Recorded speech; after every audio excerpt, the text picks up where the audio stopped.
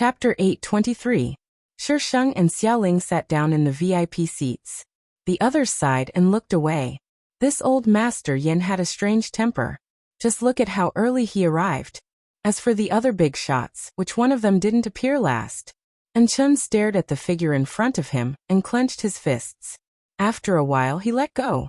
And Chun, Xiaoling is really going to be popular this time. Cui Liangye sighed. And Chun clenched his fists again. Cui Liangye patted in Chen's shoulder and comforted him.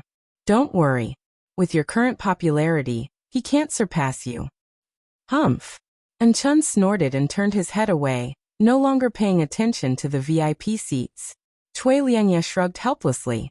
In the VIP seats, Master looked Xiaoling up and down, inside and out, with a straight face and asked, "Is this the brat that you've taken a fancy to? Other than his good looks, what's so special about him?" Shisheng asked seriously. "Isn't it enough that he's good-looking? With this face he could be popular everywhere." Well, Xiaoling's anti-fans didn't care about his face. It was a miracle. No matter how unpopular other celebrities were, they would still have a small number of fans. But for this guy, those people would feel uncomfortable if they didn't say something bad about him. Master looked even worse. "You can't judge a person by his face," Shisheng asked seriously. "Then what should I look at?" "His body." Master was silent for a few seconds. "His character. I heard that he has a bad temper?" Ever since Yusheng told him about this, he had been paying attention to this little boy called Xiaoling. There was a lot of scolding online, saying that he beat up the host, provoked the fans, and was late. How could this kind of person be with Xiao Guai? "He's very good to me. So what if he's not good to others? It's enough that he's good to me. Master, to me, it's enough that he's pleasing to the eye." Master. Why did he feel that his disciple had become smarter after not seeing him for a while? Young people nowadays just let them do whatever they want. Xiaoling is a good child. Don't worry, I'll vouch for you. Elder Yen suddenly interrupted with a smile, his face full of kindness. Xiaoling nodded slightly at Elder Yen. She turned to her frowning master and said solemnly, "I'm only good to Xiao Guai." Elder Yen smiled even more happily and praised him. "This kid looks arrogant, but he's actually a good person. Sometimes, what people show may not be the truth." Since old Master Yen had spoken, Master Shifu had wanted to reprimand him, but the occasion was not good, so he did not continue the topic. "Little Guai, tell Master, why do you suddenly want to talk?" This time, he came down to help Master Yen solve some problems. Secondly, he wanted to speak up for his disciple and talk about dating. "Master, let's go back and talk about this." Master thought about it and nodded in agreement. This was indeed not the place to talk. He glared at Xiaoling with a straight face and turned to talk to Elder Yen. Shisheng raised his eyebrows at Xiaoling and leaned closer to him. He lowered his voice and said, "You're really something. You even have favors with the big shots in this circle?"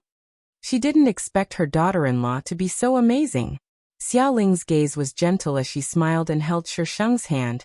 "I met Elder Yen a few times when I first debuted. At that time, he was still a newbie who didn't know anything. The first time he met Elder Yen was at a competition. Before the competition started, Grandpa Yen sat alone backstage with no one beside him.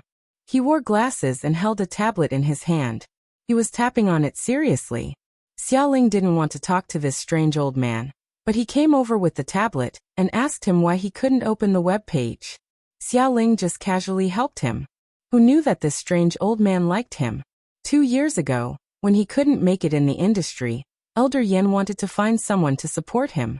Everyone had their own opportunities. Elder Yen was obviously Xiaoling's benefactor, but he didn't use this benefactor. Shisheng and Xiaoling whispered to each other. Master Shifu looked at them with dissatisfaction from time to time. The atmosphere was strange until the award ceremony started. Next, we will be presenting the most popular celebrity of the year. The MC's voice spread throughout the hall. Who will it be? Following the MC's voice, a VCR was played on the big screen. It was the MV of Glitter's debut. At that time, Xiaoling was still a handsome and childish boy. Xiaoling wasn't suitable for such fast-paced songs. He was more suited for soothing and ethereal ancient songs. Xiaoling looked at the big screen, and his eyes darkened. After the VCR ended, the MC continued reading the script. Next, let's welcome our little king of popularity, Xiaoling. The entire hall fell into an eerie silence. What was going on? Xiaoling? That guy had anti-fans everywhere. How could he be the little king of popularity? F***ck, there was a conspiracy. The spotlight shone on Xiaoling's seat. He was wearing a black suit. Under the light, the man's face was handsome and there was a hint of arrogance in his eyes. Everyone in the industry knew that Xiaoling was extremely good-looking, but their focus was on Xiaoling's bad habits. This was the first time they felt that this man was so dazzling. And Chen stared at the man in the spotlight. His eyes seemed to be filled with poison. How could it be him? Everyone could, but why did it have to be him? Popularity wasn't just a matter of appearance. Xiaoling's anti-fans easily crushed others and his albums sold better than others. Don't ask why. The anti-fans said that they didn't like Xiaoling, but they liked his songs. This was the so-called love and hate state. They hated a person so much that they fell in love with him. Xiaoling, who had become a hot topic without saying anything, deserved the title of Little King of Popularity. Xiaoling didn't feel much about this award. He went up to take the trophy and left without saying anything. The MC was embarrassed for a while. Xiaoling also received a title because of this. Little King of Anti-Fans. After the award ceremony, Master had to follow Old Master Yin closely, so Sheng and Xiaoling could only follow Old Master Yin to the Yin family.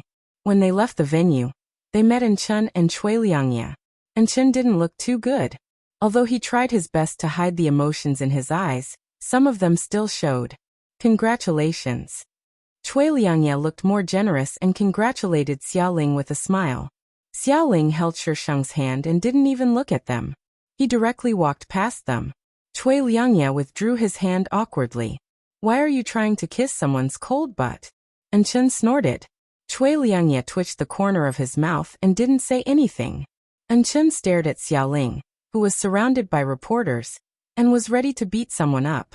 As an artist, he didn't care about his image at all, and was willful and reckless. How could such a person win an award? Momo, I have to go back to the company first. Wait for me at the apartment. Well, okay. Two figures walked past Chen. He felt that the female voice was a bit familiar. He looked up and was stunned. Chapter 824. The MV didn't require much acting skills, but it was still necessary.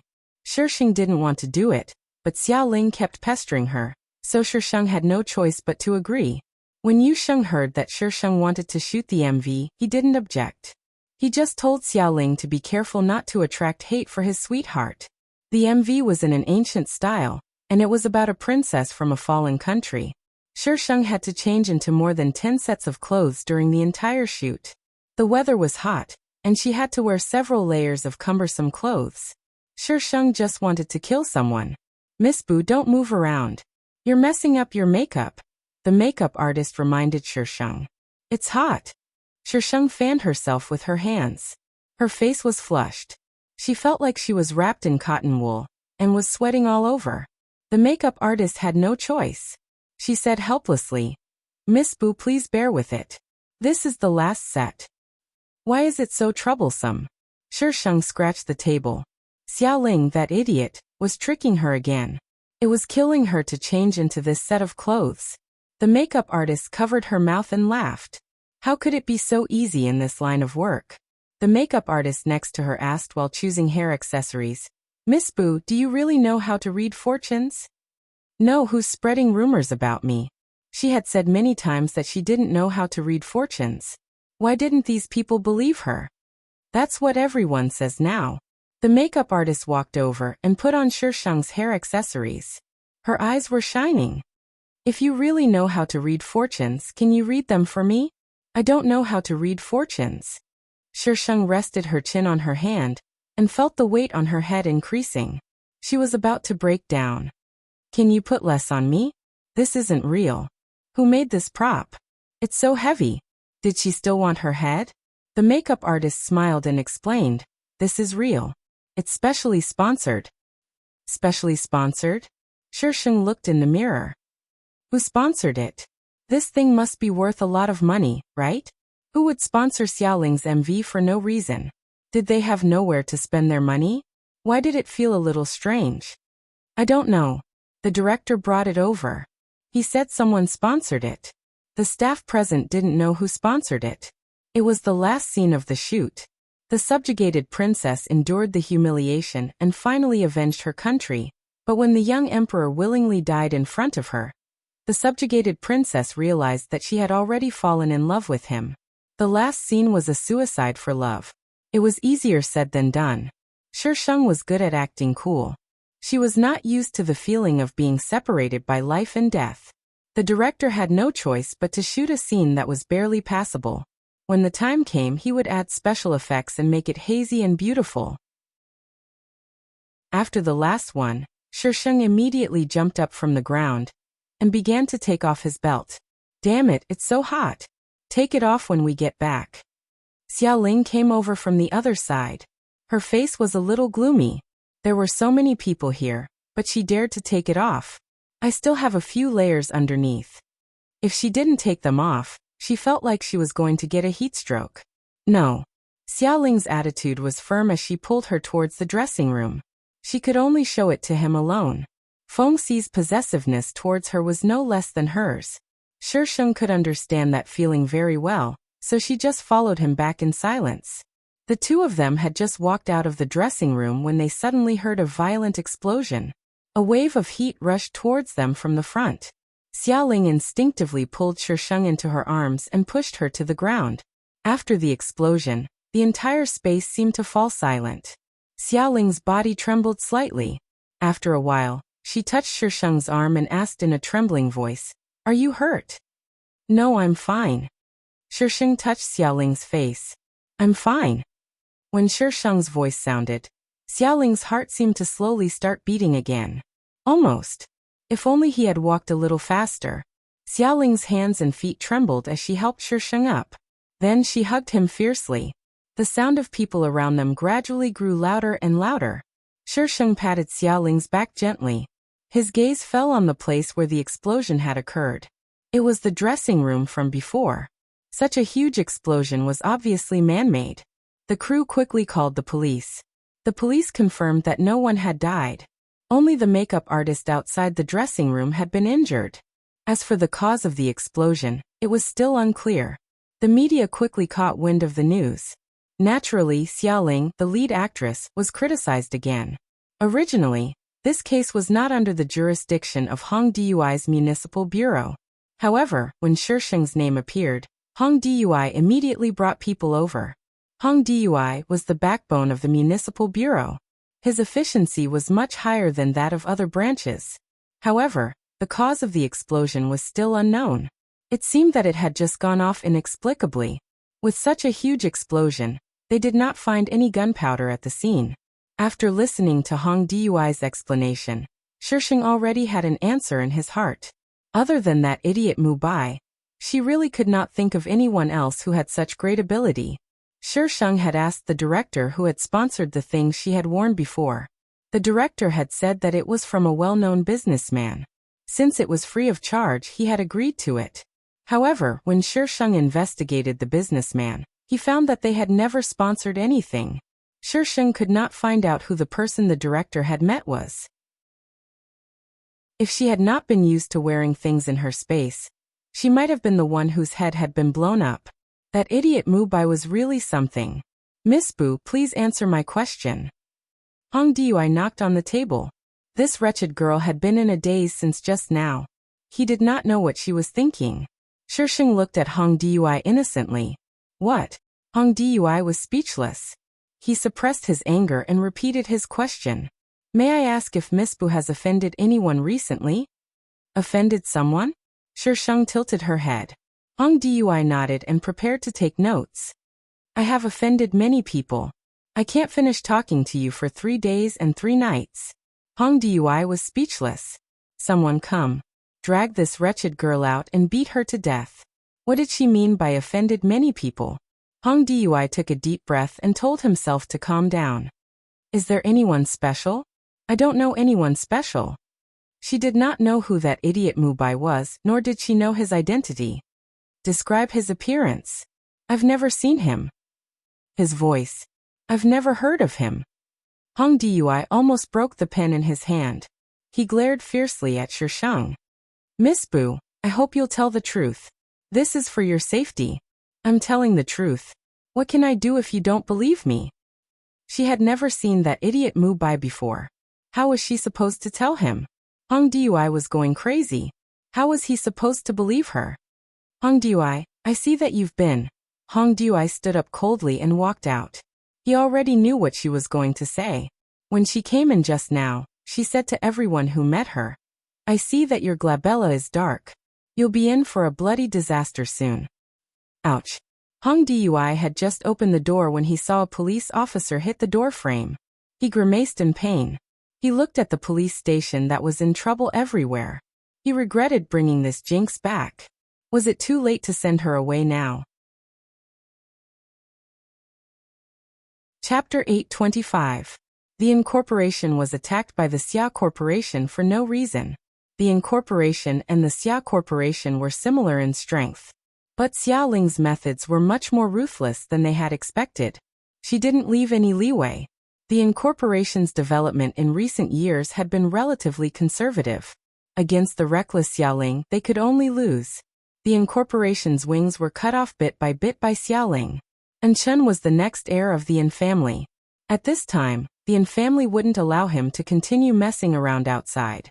When Yin Chen first entered the industry, they didn't agree.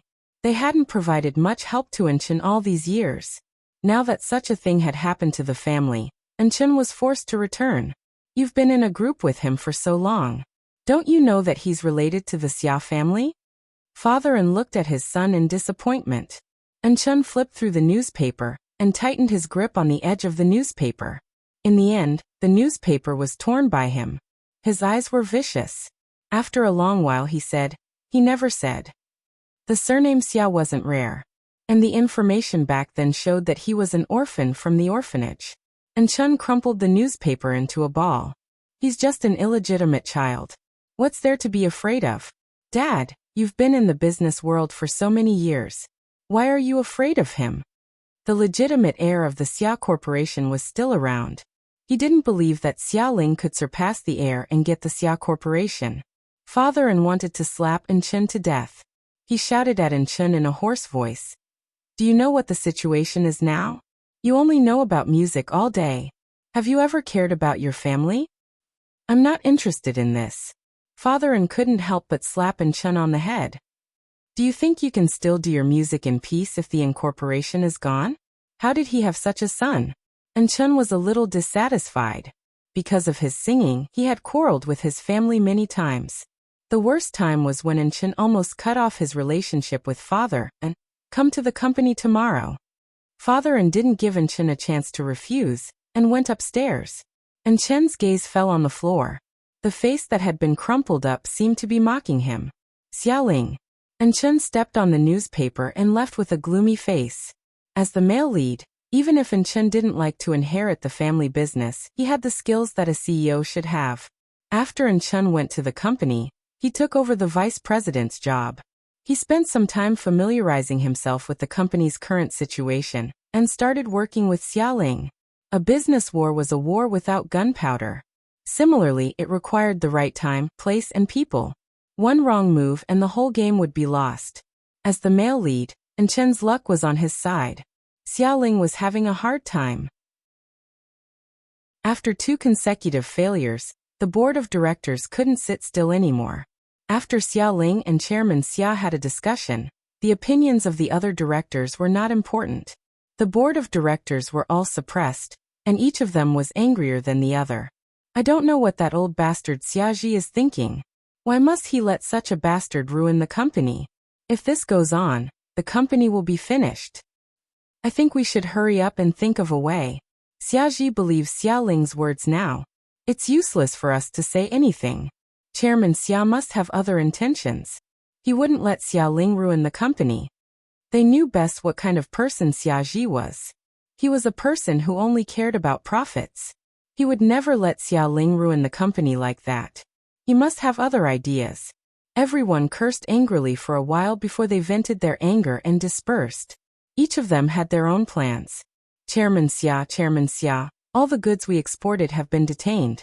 They say there's a problem. Xiaoling's assistant came in anxiously.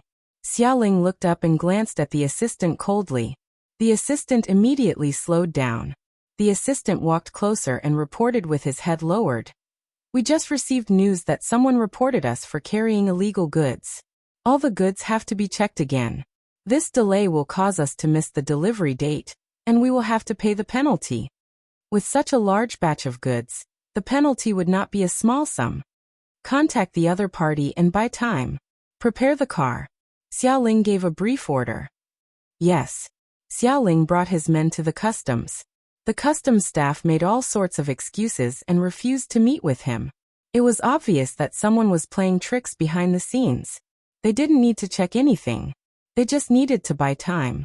Xiaoling stared at the pier in the distance. Miss Bu, Chairman Xia, it's Miss Bu.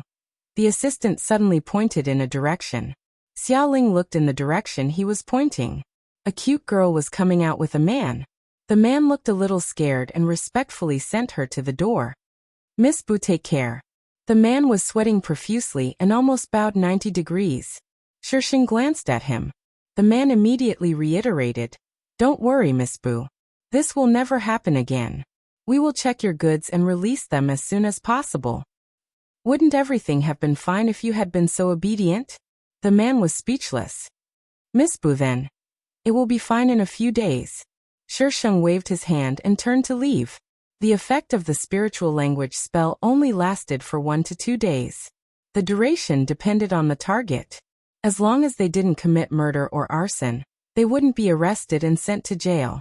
Therefore, it would be fine in a few days. Shisheng pretended to be a scammer and scared the man. He dared to touch his wife, who was protecting him. Xiaoling did not let Shisheng watch him.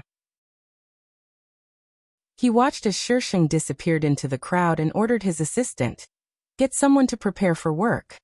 The assistant was speechless. Work for what? Wasn't he going to chase after Miss Bu? Just as the assistant was dumbfounded, the customs called to tell them that the inspection was completed and they could release them. The assistant was stunned. Chairman Xia was amazing. Xiaoling did not return to the company. Instead, he went straight home. Shisheng was not at home. Xiaoling saw her car downstairs, so he should be back. Xiaoling called Shisheng, but was told that he was not in the service area. Xiaoling was about to go downstairs when he glanced at the elevator. The number stopped at the 7th floor. He stood there for more than 10 seconds, but the number did not change. As if something was pulling him, Xiaoling went down to the 7th floor and arrived at the elevator. Xiaoguai, are you in there? Shisheng was about to slash the elevator when he heard Xiaoling's voice. He immediately put away his iron sword. Xiaoling, get someone to save I. Xiaoling heaved a sigh of relief and comforted Shisheng softly, Don't worry. He took out his phone and called the management. Shisheng stood in the elevator, speechless. When she was coming back, her car suddenly stopped and she almost hit someone. She was stuck in the elevator and the emergency bell was broken.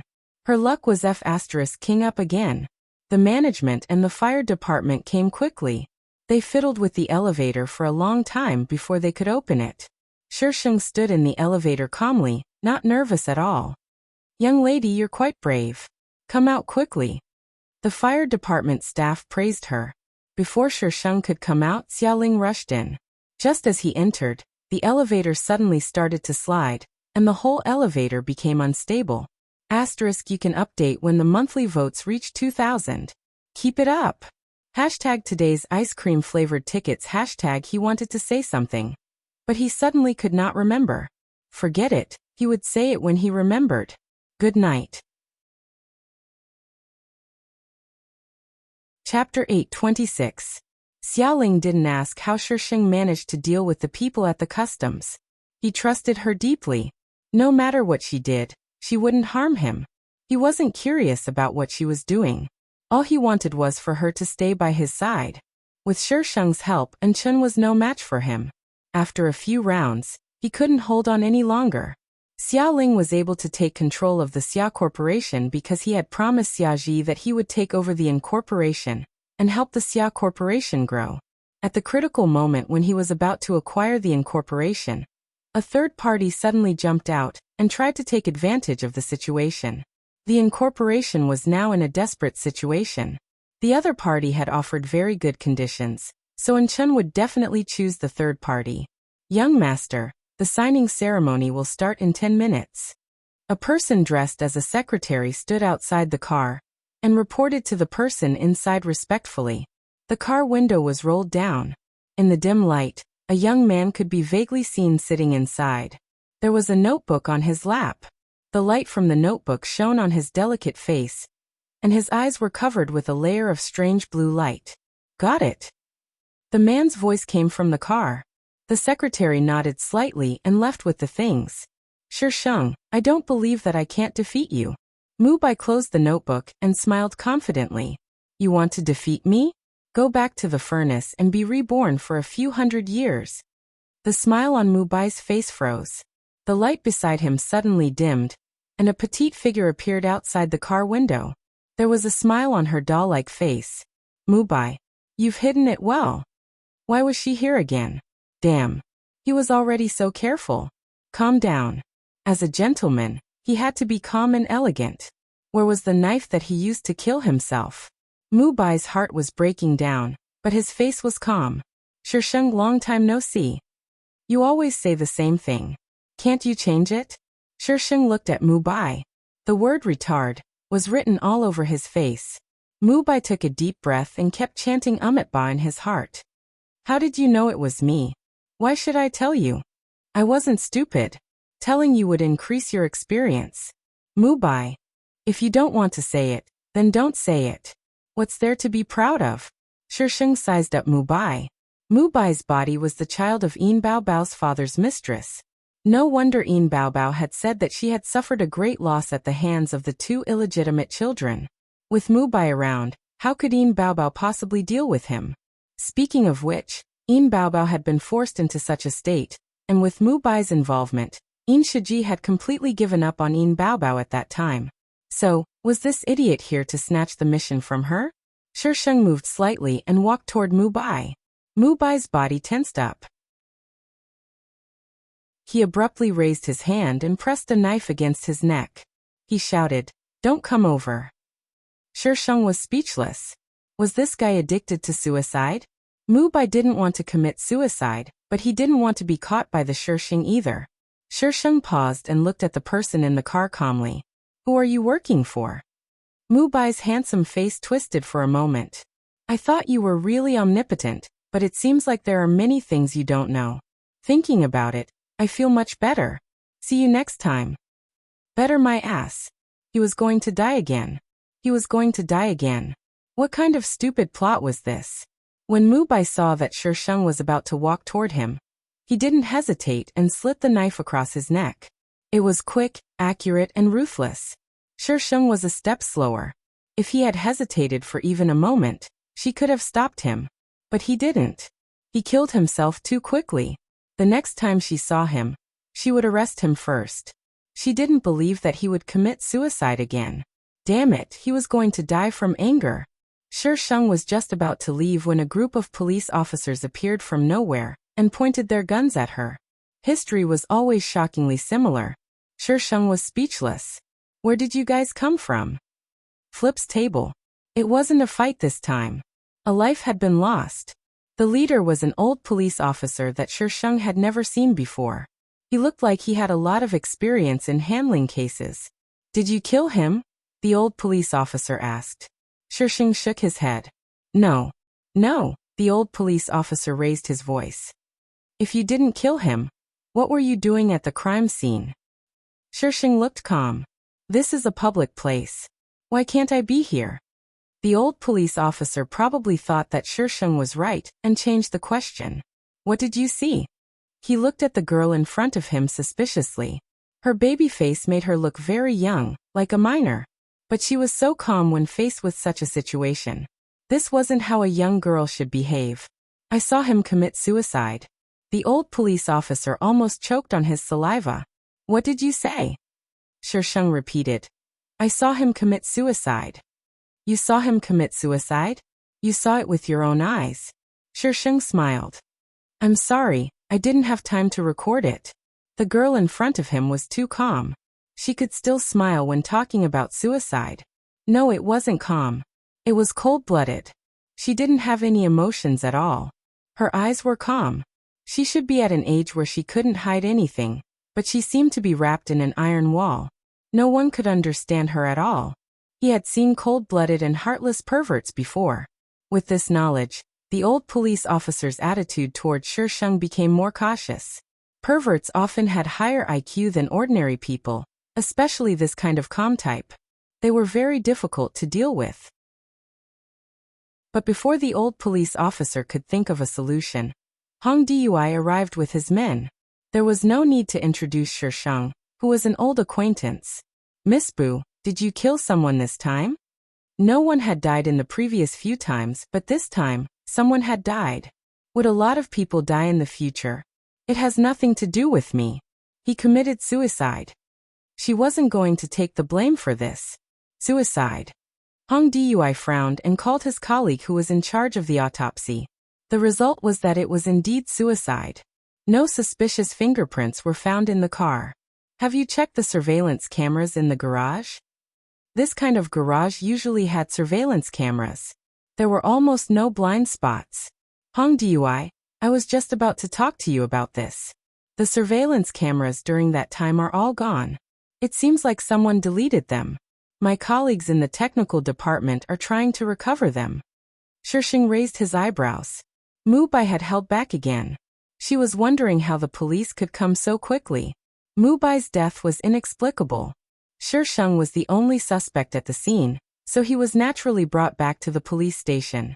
Shisheng, who couldn't remember when he came in, greeted everyone skillfully. The police officers were speechless. Why was this fraud here again? Who caught him?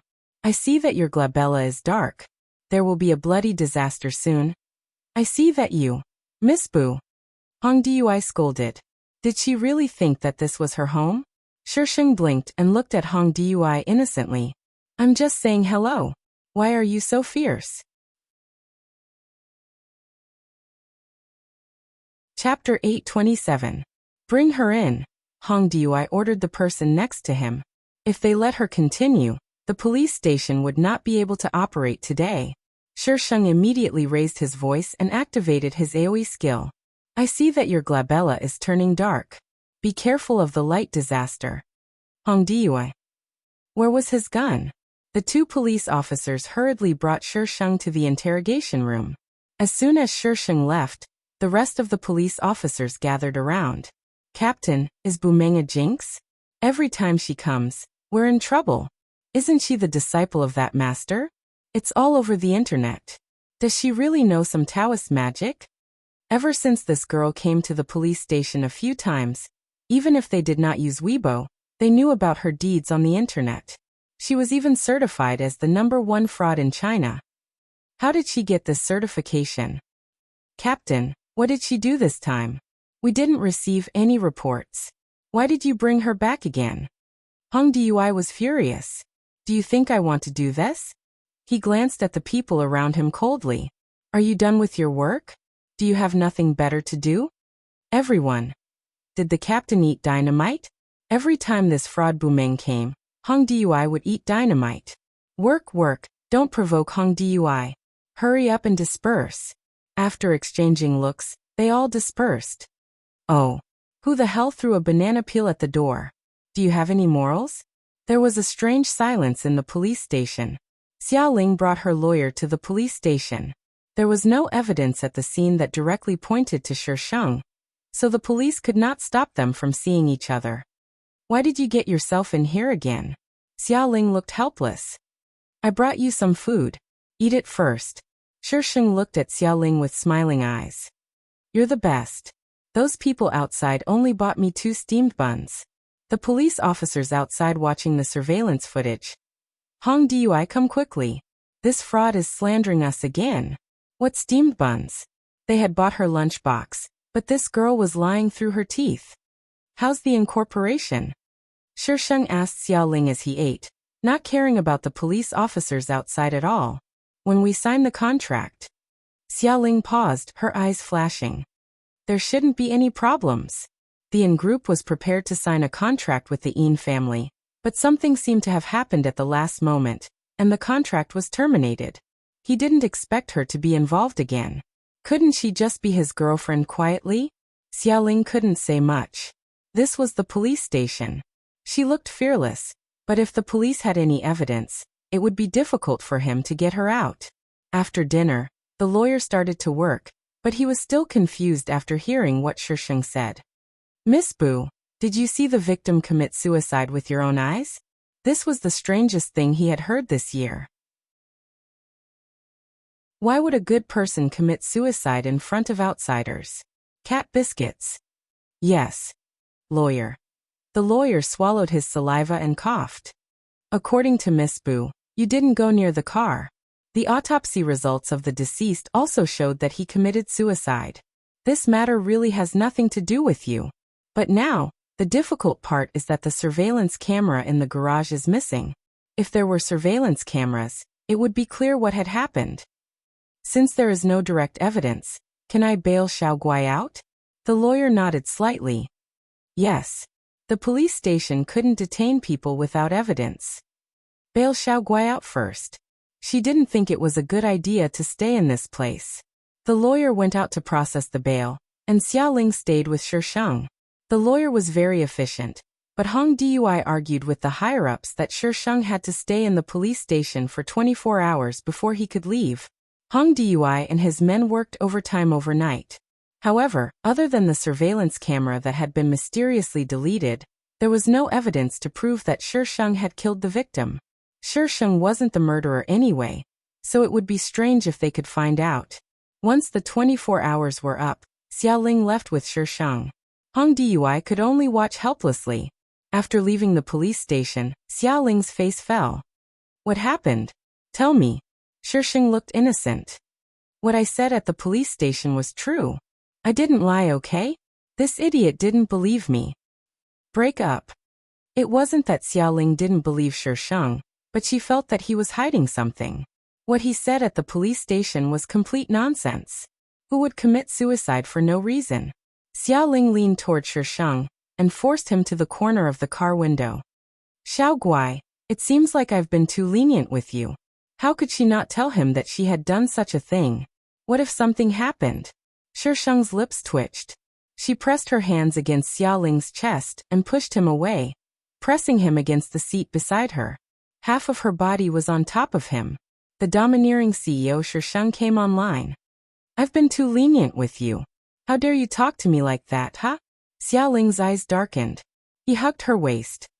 Xiao Guai, don't get angry. They were in the car and there was a chauffeur in front. He was afraid that he wouldn't be able to control himself and would take her here. Shisheng sneered. Is that all you've got? I'm just not good at controlling myself. Xiaoling's hand touched Shisheng's waist. You're the person I care about the most. Don't make me worry. Shisheng suddenly fell silent for a few seconds. Didn't I tell you that someone was plotting against us? Do you still remember that song you suddenly played in school? Xiaoling didn't expect Shisheng to suddenly start talking about serious matters. She adjusted her sitting position so that Shisheng was lying more comfortably in her arms. I found out his whereabouts today. I wanted to get rid of him, but he committed suicide first. Xiaoling frowned slightly. It wasn't Enchun? Enchun? Shisheng was puzzled. Did you think it was him who was plotting against Enchun? Xiaoling. Wasn't it? All the evidence he had found proved that it was Enchun. Including the explosion just now, all the evidence pointed to Enchun. Shisheng rolled his eyes and said softly, he was probably used. Mubai was a person who would dare to use anyone.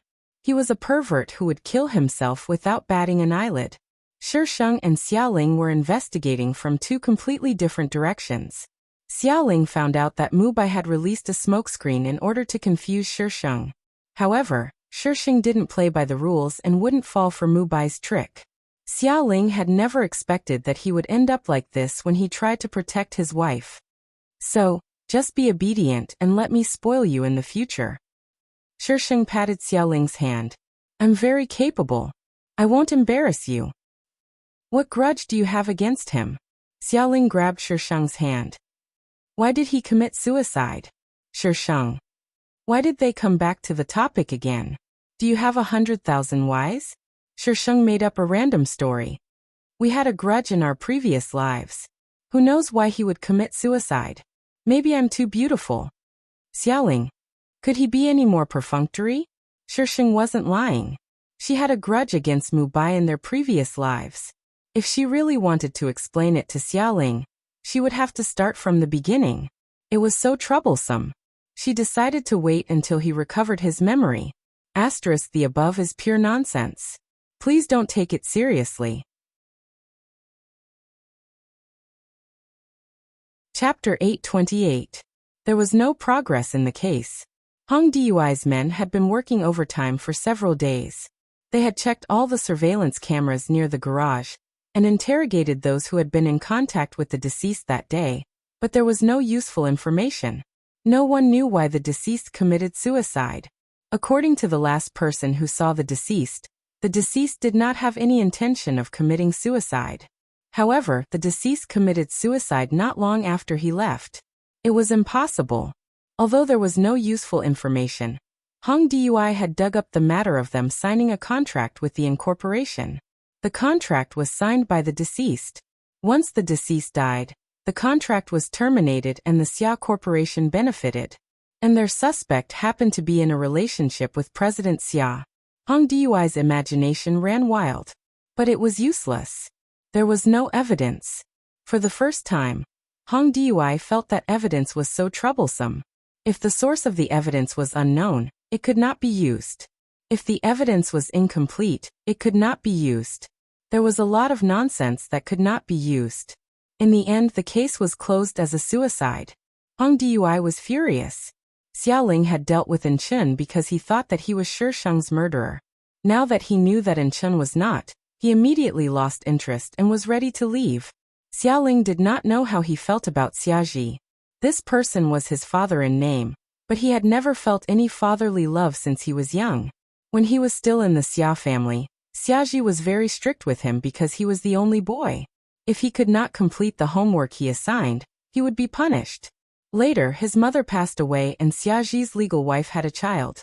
He was chased out, but Xiaji did not say anything. His legal wife's family had a strong background. Previously, he had swallowed his pride because he did not have a child. Now that he had a child, Xiaji chose his legal wife without hesitation. He did not have any feelings for such a person. Therefore, Xiaoling did not care about how he was going to deal with this situation. In his wife's words, if he wanted to be the CEO, his wife could send him. Something seemed wrong. Xiaoling started to prepare a new song. The previous song had been delayed because of this incident. He had to prepare a few new songs now. Xiaoling needed a long time to practice the song. Shisheng was squatting outside and talking to the girls in the company about a bloody disaster. Now everyone in the company knew that Shisheng was a jinx and did not know how to read fortunes. But she was cute. Even if she was a jinx, people still liked her. Xiaoming, will I be unlucky today? Shisheng chewed on the fruit that Xiaoling had just bought for her and replied to the girl in a muffled voice. If I say you're going to be unlucky, you're going to be unlucky. Do you want to be unlucky? The girl shook her head. I don't want bad luck. She paused and looked at Shisheng expectantly. Xiaoming, give me your blessings.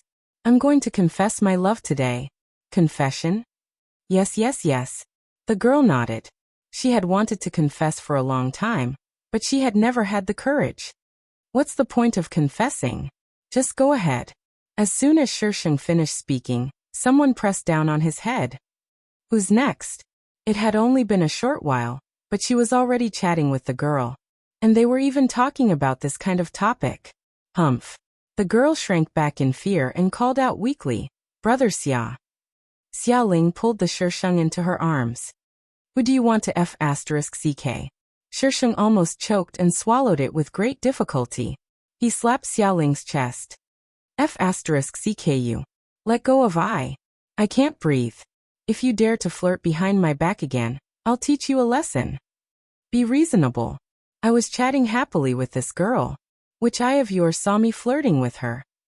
She was not a heartless jerk who flirted with everyone she saw. No. When had she ever flirted with girls? F***ck. She was not going to take the blame for this. If I say so, then so be it. Don't be unreasonable. I have a temper too. Let me tell you, don't think that just because I pamper you, you can do whatever you want. Shisheng rolled up his sleeves and was about to hit someone. I don't want to do whatever I want. Then you want to go to heaven. Xiaoling's lips curled. She leaned over and whispered into Shisheng's ear. I want to F***ck you. Shisheng. Give me back my pure and innocent Feng Ci. Where did this old driver come from? I want to return the goods. The girl. The only person in the company who dared to treat Brother Xia like this was Xiaomeng. But was it really okay for the two of them to flaunt their affection like this? She wasn't invisible. Xiaoling carried Shisheng to the practice room. Shisheng turned around and waved at the girl. I wish you success in your confession. The girl's eyes lit up. She stood up and clenched her fists. Yes, I will definitely succeed. The girl rushed over to confess, but before she could say anything, the other party had already said it. Previously, there had been people who had been encouraged by Shisheng and received good luck. Now this girl was an example. Shisheng had another skill. However, most people would only get the impression that they would be met with a bloody calamity. Only a small number of cute girls received his blessings. Xiaoling's new album was going well. The music video she had filmed with Shisheng was included in the album. This song had also become the hottest song at the moment. The anti-fans had not seen Xiaoling for a long time. When Xiaoling suddenly appeared, the anti-fans first criticized her, and then started to promote the new song crazily. Shisheng's music video was well received. The post-production effects were especially hazy, but it made people feel the poignant beauty of love that could not be expressed. Love that could not be expressed. Shisheng hugged his knees and looked at the last scene on the screen. The corners of his lips curled up slightly. Ring, ring, ring. The phone beside the sofa suddenly rang. Shisheng turned off the TV and went to answer the call. Yu Sheng's panting voice came through the phone. Xiao Guai, something happened to your master. He's at the hospital. Xiaoling is going to pick you up. Come over quickly. Shisheng's heart skipped a beat. Her master had always been at the Yin residence. They would talk on the phone every few days. They had just spoken on the phone yesterday. How could something have happened? Shisheng hung up the phone and went to his room to change. When he came downstairs, Xiaoling had just arrived. The hospital was filled with the smell of disinfectant. Shisheng followed Yu Sheng's instructions and went all the way to the intensive care unit. When her master was sent to the hospital, he almost could not be saved. Although he was still breathing, the doctor said that he could die at any time. The hospital said that his organs were failing, and he could not maintain the function of a human body. However, the hospital had yet to provide an explanation as to why this was the case. Shisheng got the doctor's permission to go in and take a look. The moment he entered the ward, he felt a chill. The man on the bed was wearing an oxygen mask. He was thin and looked like a completely different person from the handsome uncle that Shisheng had seen before. Shisheng rubbed his forehead, feeling a headache coming on. He took out a piece of talisman paper from his space and stuck it on his master's forehead. The moment the talisman paper touched him, the temperature around the bed suddenly rose. The runes on the talisman paper flickered a few times, and the talisman paper slowly disappeared. Chapter 829. The hospital had already sent out a notice of critical illness, but the patient's condition suddenly improved. His previously failing organs began to recover. The attending doctors were all shocked. They all thought that the patient was going to die. Who knew that he would suddenly recover? Even the patient found it strange after he regained consciousness. He asked Yu Sheng if anyone in the same profession had come to visit him. Yu Sheng said no. Only a few of them and the Yen family had come to visit him. Yu Sheng knew that in their line of work, they would encounter a lot of strange things. so he only felt that it was strange that he had suddenly become critically ill and recovered. His master's recovery was very fast. Even when he was discharged, the group of doctors was still shocked. If it weren't for the fact that he was a living person, they would have dragged him to the operating table to dissect him. At the entrance of the hospital, his master called out to Shisheng, "Xiao Guai, I want to talk to you." Shisheng glanced at Xiaoling and asked him to wait in the car. She followed her master to a quiet place nearby. His master was silent the whole way. He only spoke when they reached a place where there was no one around. "It's you, right?" That day, he was in a daze and vaguely felt that someone was standing beside him. "Yes." Shisheng nodded. She did what she did. Even if it made people suspicious, she didn't care. His master looked at Shisheng with a complicated expression. "Who taught you?" He had taught her so much in the past, but she couldn't learn it. How did she change after a few years? He couldn't recognize her. Shisheng said confidently, "I learned it without a teacher." "Don't play dumb with me. Who taught you?" He didn't believe that she could learn it without a teacher. He wanted to know if the person who taught her had ulterior motives. "I really learned it without a teacher," Shisheng said helplessly. "If no one taught me, do you have to make me make up a person for you?" His master frowned and stared at Shisheng for a long time. "Do you remember what I told you before? Remember, don't do things that go against your conscience. Don't do things that are devoid of conscience." Shisheng shook her head and recited the words he had instilled in her. Master nodded his head in satisfaction. "It's good that you remember. Master doesn't ask you to be very capable. I only ask you to be an upright person. I don't care how you learned it, but if one day I find out that you have done something bad, Master will not be merciful." Shisheng. She had done too many bad things. His mind was once again filled with great principles. "Master." Shisheng interrupted his chattering master. "Do you still want to go back to Master Yan?" When he was hospitalized, Master Yan had also come to see him personally. However, judging from Master Yan's appearance, Shisheng knew that the thing that was pestering him must have a powerful background. Master Yan probably wouldn't live long. "Yes, Master owes him a favor, so I must return it. You don't have to worry about this. If something really happens to Master, you can just bring my ashes back."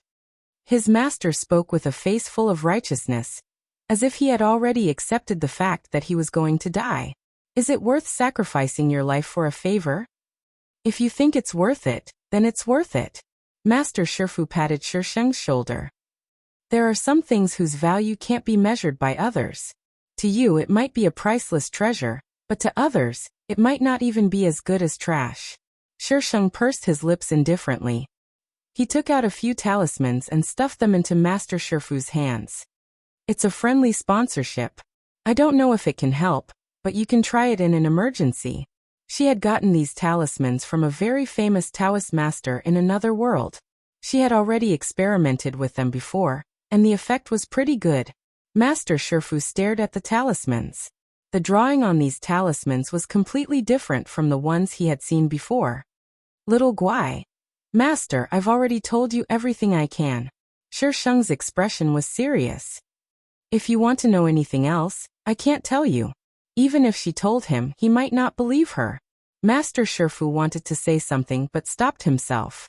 He didn't continue asking. The two of them returned to the main entrance of the hospital. Master Shifu had to return to the Yen family, and Xiaoling had to rush to work. Naturally, Yusheng followed Xiaoling. Shisheng had started to neglect his duties. Yusheng had also scolded him several times, but Shisheng had always used the excuse that he wasn't interested anymore. This wasn't his own child. He could even hit her if she didn't listen to him. Yusheng's persuasion didn't work, so he just let her be. Anyway, with Xiaoling's attitude towards her, she wouldn't have to worry about food and clothing for the rest of her life. So it was better to urge Xiaoling to make money. Since then, Xiaoling's schedule was packed full by Yusheng. Xiaoling's schedule was getting busier and busier. She had already started to prepare for the concert. This was the most troublesome thing for Yusheng. With Xiaoling's anti-fans, if she really held a concert, wouldn't they form a group to beat him up? Once the news of the concert came out, the anti-fans exploded. They all said that they wanted to buy tickets to go and scold Xiaoling. On the day the box office was released, all the tickets were sold out in the blink of an eye. Shisheng didn't know how many anti-fans Xiaoling had until the concert started. There was a sea of people outside the concert venue. You're actually so popular. Shisheng leaned against the car window and looked out. There were people everywhere, and these people were wearing the same t-shirts with the words anti-fans written on them. Even I don't have so many fans. The original owner's fans were all here for her songs. She didn't write songs, so she lost her fans very quickly. Now her fans all wanted to tear her and Xiaoling apart. But you're the only one by my side, Xiaoling replied with a smile. Shisheng turned his head and ignored Xiaoling's teasing words. He said angrily, "You're actually more popular than me. She used to be the one who was more popular. This idiot stole her limelight again." Xiaoling. #What's with my wife's attention? There were too many people outside, so it was difficult to enter the concert venue. When they finally got in, there were all kinds of last-minute situations. The backstage was in chaos. Shisheng stood to the side and covered his mouth, not saying a word. Xiaoling looked at him and thought it was funny. "Brother Xia, go change your clothes first." A staff member handed Xiaoling clothes. He could only rub Shisheng's head and go change his clothes. After that, Xiaoling almost didn't have time to talk to Shisheng. Xiaoling secretly decided that once he earned enough money, he would never do this again. There were some agitated fans who wanted to cause trouble at the concert. Xiaoling argued with them on the spot. In the past, people could only see his words online but not his expression. Now in the live version, many anti-fans thought that Xiaoling looked so handsome when he was arguing with people. The anti-fans who had always refused to submit to Xiaoling's beauty expressed that this time, they really had to submit. Xiaoling was definitely the first person to turn a concert into a fight between a celebrity and his fans. Backstage, Yusheng wanted to strangle him. Anti-fans. I've never seen such a bad celebrity. He's not afraid of losing fans. Xiaoling. Anti-fans are still fans. Little Fairy. What kind of fans are anti-fans? Black fans? Are anti-fans as useful as votes? Cherub. Upstairs you're asking for votes again. Little Fairy. Shy, you guys found out. Then let's vote.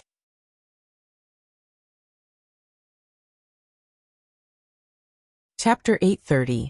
When Xiaoling held her concert all over the world, and Chen's life wasn't easy. The incorporation was maliciously acquired by the Xia Corporation, and Father-in tried to save it. He didn't sleep for a few days and was overworked, causing his sudden death. Without Father-in, the incorporation, which was already on the verge of collapse, suddenly collapsed. And Chen locked himself in his room. Xiaoling's concert was being broadcasted live on the TV, and the sound of singing flowed in the room. And Chen lay on the ground, surrounded by wine bottles.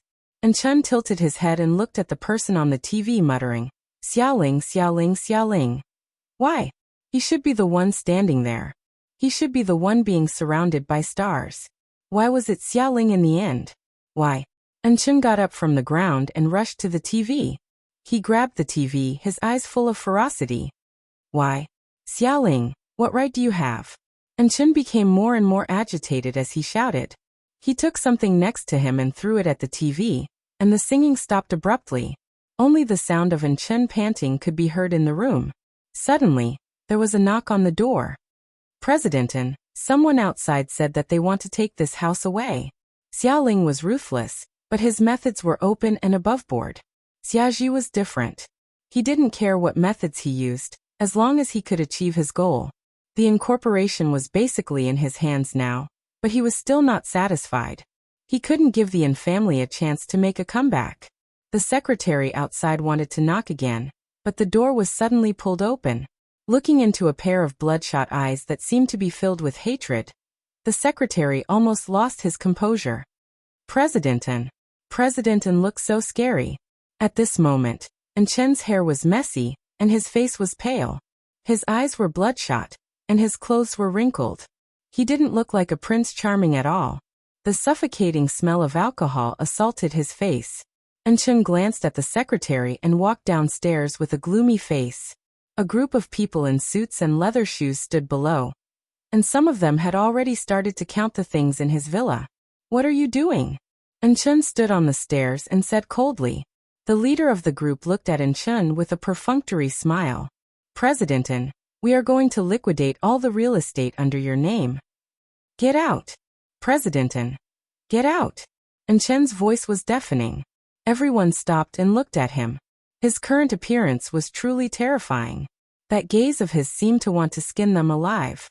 The man's eyelids twitched. Mr. N, you're no longer the young master of the N group. It's an honor for me to call you Mr. N. Get out. Get out of here. Chun lost control and rushed downstairs, pushing the man out of the door. The man was furious from being pushed. He yelled at the people beside him who didn't move. What are you waiting for? Hurry up and pull him away. Chun was pulled away.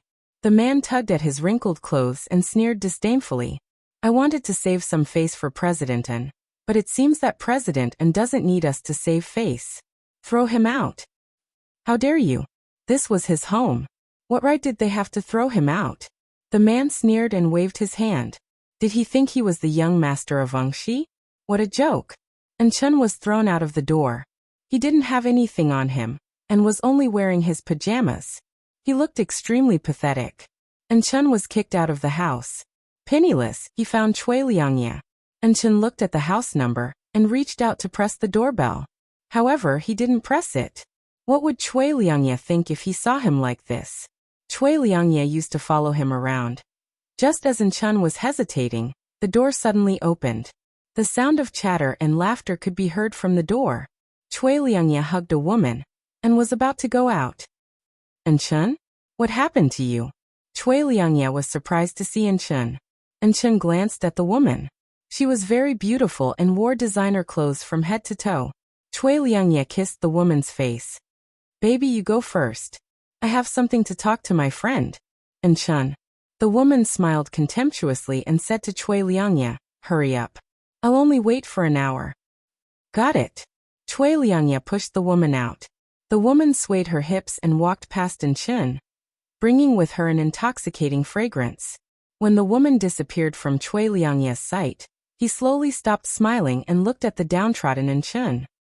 Chun, why did you come to me? Chun had seen enough of these people's faces to know what Cui Liangye meant. He turned to leave. Even if he was down and out, he still had his pride. Cui Liangye caught up with Chun. Chun, I know you've been having a hard time recently. As a brother, I'm not very capable. There's some money in this card. Consider it my sponsorship. Cui Liangye had a teasing smile on his face. He was no longer as kind and humble as before. Chun didn't take the card and walked around him. Cui Liangye wasn't going to let him go so easily. He chased after him again. Chun, don't be shy with your brother. Take it. Chun threw the card on the ground and glared at him. Cui Liangye, what's the point of humiliating me? Cui Liangye looked at the card on the ground and laughed. Chun, you know how it feels? Weren't you the same when you were in the group? Did you think you were better than others? When he was in the group, he was almost invisible. No one had paid attention to him. He had enough of those days. Cui Liangye bent down to pick up the card and put it in his pocket. He walked past Chun with his chin raised. After a few steps, he paused. Do you know who made you lose the opportunity to study? Chun looked up at Cui Liangye. Cui Liangye laughed. You were afraid that Xiaoling would overshadow you, right? So when Xiaoling caused trouble, you never stopped her. But look, Xiaoling is doing much better than you now. Ha ha ha. Cui Liangye laughed and left. Chun still knew some people in the circle. He wanted to return to the circle, but if the Yin family was gone, who in the circle would help him for the sake of the Yin family? Chun didn't have a good life. He relied on a few female celebrities to create hype, but it was useless. Right now, Xiaoling was the most popular person in the industry. Xiaoling's words could easily cover up the little splash that he made. After that, there was no news of Chun in the industry. It seemed that he had offended someone and was banned. Chun lived a poor life for the rest of his life. On the other hand, Cui Liangye was praised and was on par with Xiaoling in the industry. But just as Cui Liangye was about to compete with Xiaoling suddenly announced that she was leaving the music industry. Just when they were in a complete mess, they actually had to withdraw. This was a result that no one had expected. Asterisk little fairy. Come on. Vote. Let's hurt each other. Number 2000 votes per month hashtag 2500 votes per month hashtag. Chapter 831. After Xiaoling left the industry, she did not completely disappear from the public eye. On the contrary, she would appear on the hot search list every once in a while. There was no other reason. Shisheng was up to no good. When one was down on their luck, they could even stuff their teeth with cold water.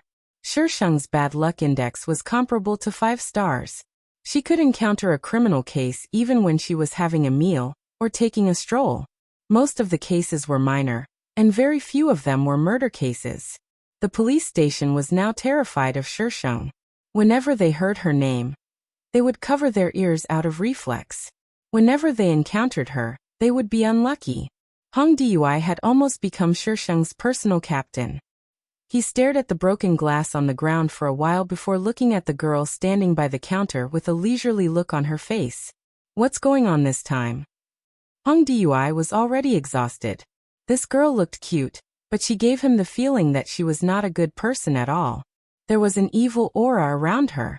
She also had a crow's mouth. Good things did not come true, but bad things did. If the criminals encountered her, being arrested would be considered a light punishment. Some would even dig up cases from more than 10 years ago. Their police station's rate of solving cases increased rapidly. Robbery. Shisheng gestured with his chin. Did he not know that it was robbery? I'm asking, why are you here? Of course I'm here to buy a ring. Shisheng rolled his eyes. Otherwise, am I here to help them rob? Hong Dui was speechless. You'll get arrested if you talk like that. You're getting married? Hong Dui looked at the man standing beside her. This man, he was also a weirdo. He did not want a bright future and followed this girl all day long, not doing his job properly and causing trouble on the streets. Shisheng smiled and invited him. Are you here for the wedding, Dui Hong? Hong Dui imagined the wedding scene and shuddered. I'm very busy. He was not going to clean up the mess for them. As they were too familiar with each other, Shisheng and Xiaoling were quickly let go. Hong Dui went to interrogate the robbers. It's all your fault. As soon as they left the crime scene, Shisheng complained to Xiaoling. What kind of place did you choose? You're always causing trouble. Xiaoling pressed Shisheng's head. Who was the one who didn't like the other party and provoked them? Xiaoling was not going to take the blame. He actually wanted to touch you. Speaking of this, he got even angrier. I can't even bear to touch you, but he actually wants to touch you. What's wrong with me scolding him? Damn it. She wasn't even serious about robbing, and actually wanted to touch her man. Was she here to be funny? He deserved to be caught. Xiaoling winked at Shisheng suggestively. I'll let you touch me as much as you want when we get back. Really? Recently, this fellow had been extremely arrogant. He wouldn't even let her touch him, let alone sleep with him. He said that he needed to take care of his body. Nourish my ass. It was not like she was in confinement. I'm so angry. Really? Xiaoling nodded. Shisheng took out his phone, turned on the recording function, and held it in front of Xiaoling. Come, say it again. Xiaoling. Was he that untrustworthy? Xiaoling glanced at Shisheng helplessly. I'll let Xiaoguai touch me as much as he wants when we get back. Ah. As soon as Xiaoling's voice fell, a scream rang out from the side. The high-pitched scream scared the Shisheng so much that he almost threw his phone away. Xiaoling, it's Xiaoling. Oh my god, I actually saw Xiaoling in the flesh. The excited voices of the fans kept coming from the side. More and more people started to gather around them. There were already a lot of people outside. With so many people surrounding them, Shisheng and Xiaoling had no choice but to return to the crime scene. Why did you come back? Hong Dui heard the commotion and came out. When he saw that the jinx, Shisheng, had returned, he immediately scolded them. Shisheng looked distressed. It's hard to give up on a natural beauty. There are too many people who admire me. Hong Dui, Do you mind if the police cars clear the way for me? Hong Diu. Did he think that he was deaf? People were calling out his partner's name. Why did he have to flatter himself? Wait at the side. Don't cause trouble. Hong Diu warned Shisheng. At this moment, Weibo had already exploded. Hashtag a gold shop in the east of the city was robbed and Xiaoling appeared at the scene. Hashtag Xiaoling is causing trouble again. Hashtag Xiaoling is possessed by Detective Conan, causing trouble wherever she goes. Hashtag. Just as Hong Dui expected, Shisheng and Xiaoling's wedding did not go very smoothly. The process was full of twists and turns. First, the motorcade was stuck in a traffic jam, and the wedding was delayed. Then, something happened to the wedding MC. Halfway through the wedding, the entire venue lost power. Unexpected situations, big and small, emerged one after another. Shisheng was so angry that he almost ran away with the groom. The comments of the netizens about this complicated wedding were, "Serves you right. Who asked you to flaunt your love and stir up trouble for no reason? Who asked you to say that someone else would have a bloody disaster? Now you're unlucky. This is retribution." This matter was enough to make the anti-fans laugh for a year. They had never seen a wedding as unlucky as this. Her master had already completed Old Yan's task. Old Yan died in the end. According to her master, it had something to do with the person Old Yan liked when he was young. Old Yan died willingly in the end. After attending her wedding, her master returned to the mountain. Her master was suspicious about his disciple's sudden change in attitude. Therefore, not long after returning to the mountain, he called Shisheng back and tested him in various ways. Except for the fact that Shisheng's personality had changed a lot, there was no difference in other aspects. Shisheng swindled people on the mountain for a while, causing chaos on the mountain. Her master hurriedly drove him away. Xiaoling lived a long life in this life. She died of old age. After arranging Xiaoling's funeral, Shisheng returned to the system space. After returning to the system space, Shisheng sat on the ground and was in a daze for a while. No one knew what he was thinking. "Host, how long do you want to rest? What does it have to do with you? Why do you care how long I rest? I'm scared. Why hasn't your master come back yet?" Shisheng turned to look at the screen. Can he do it? Even if he couldn't reconnect the channel, he should be able to send a message. You ask me? Who should I ask? The system sullenly refreshed the information. Name, Shisheng. Moral points. 292000 health points, 40 points. 50,000 task level, B task score. 85 hidden task. Incomplete hidden task reward. 3,000 points deducted item list. Queen's Crown, Ghost King's Heart, Dark Knight, Kirin Blood, F***CK. Completing the hidden task only gave me 2,000 points. Why did you deduct 3,000 points? Capricious. Anyway, it's already like this. Let's just hurt each other. Who's afraid of who? Shisheng gritted his teeth, took out his iron sword and slashed at the screen. However, before his iron sword touched the screen automatically disappeared. My system is so powerful. It even learned how to fight back. The system was now holding the idea of smashing a broken jar. Even if its master wasn't here, it still wanted to be a righteous system that didn't fear its master. Asterisk the 25th world ended. Shisheng. System, you're awesome. Are you backing it up? Little fairy. What does it have to do with me? Dumbfounded, Shisheng. If it wasn't for you, how would it dare to go against me? Little fairy. Maybe the system is messed up? Does it need to be repaired?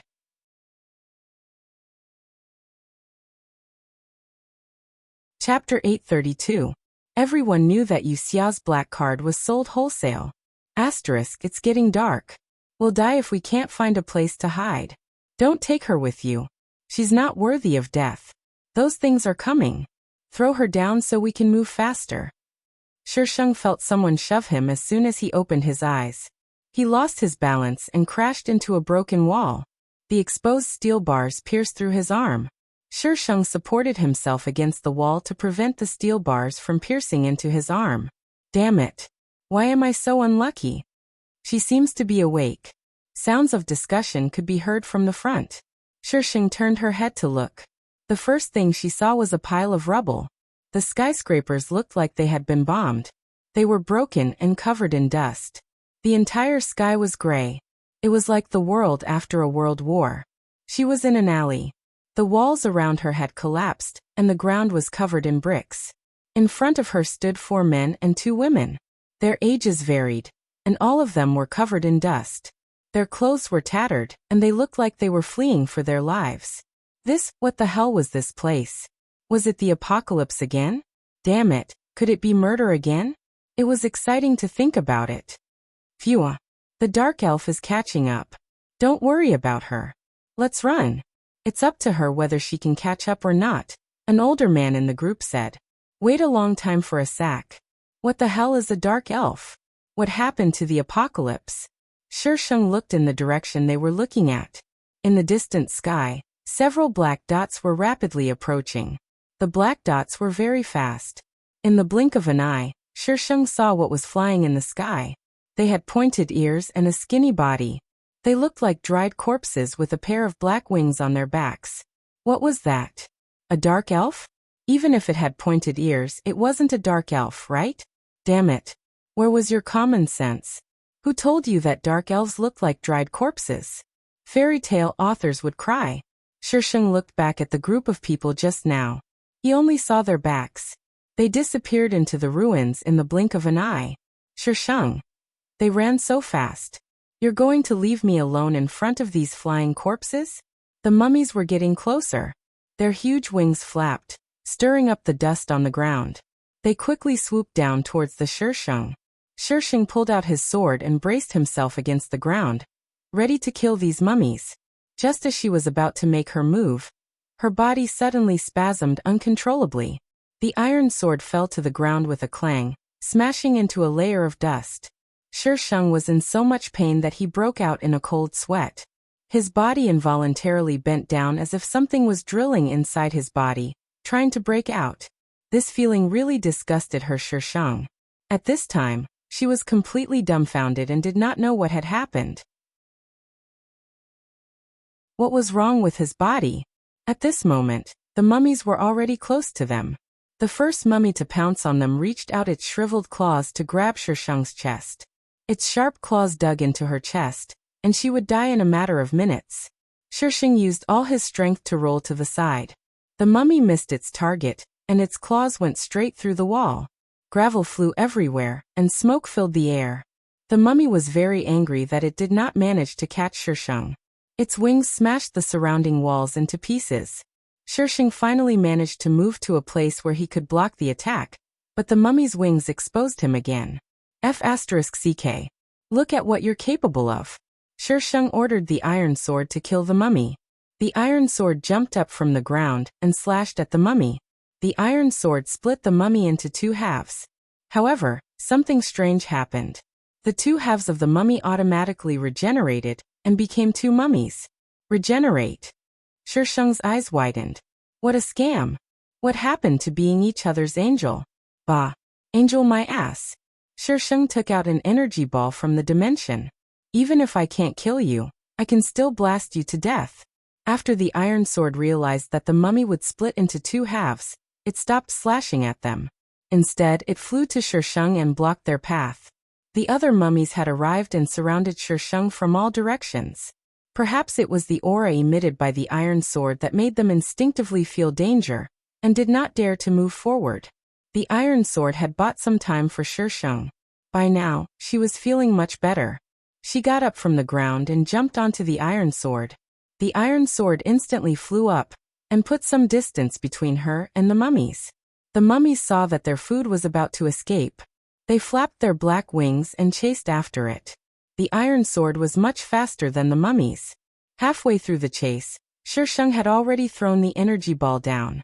The energy ball fell to the ground and exploded with a bang.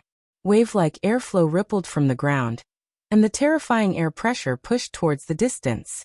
The 2 mummies that were closer to the ground were sucked into the airflow, and turned into ashes in an instant. Because the energy ball exploded from the ground, the other mummies in the sky were only affected. They were dizzy and disoriented. When they regained their balance and looked at the place where they were, there was no trace of their food. A few mummies circled in the sky, but did not find any food. They let out a series of excited cries.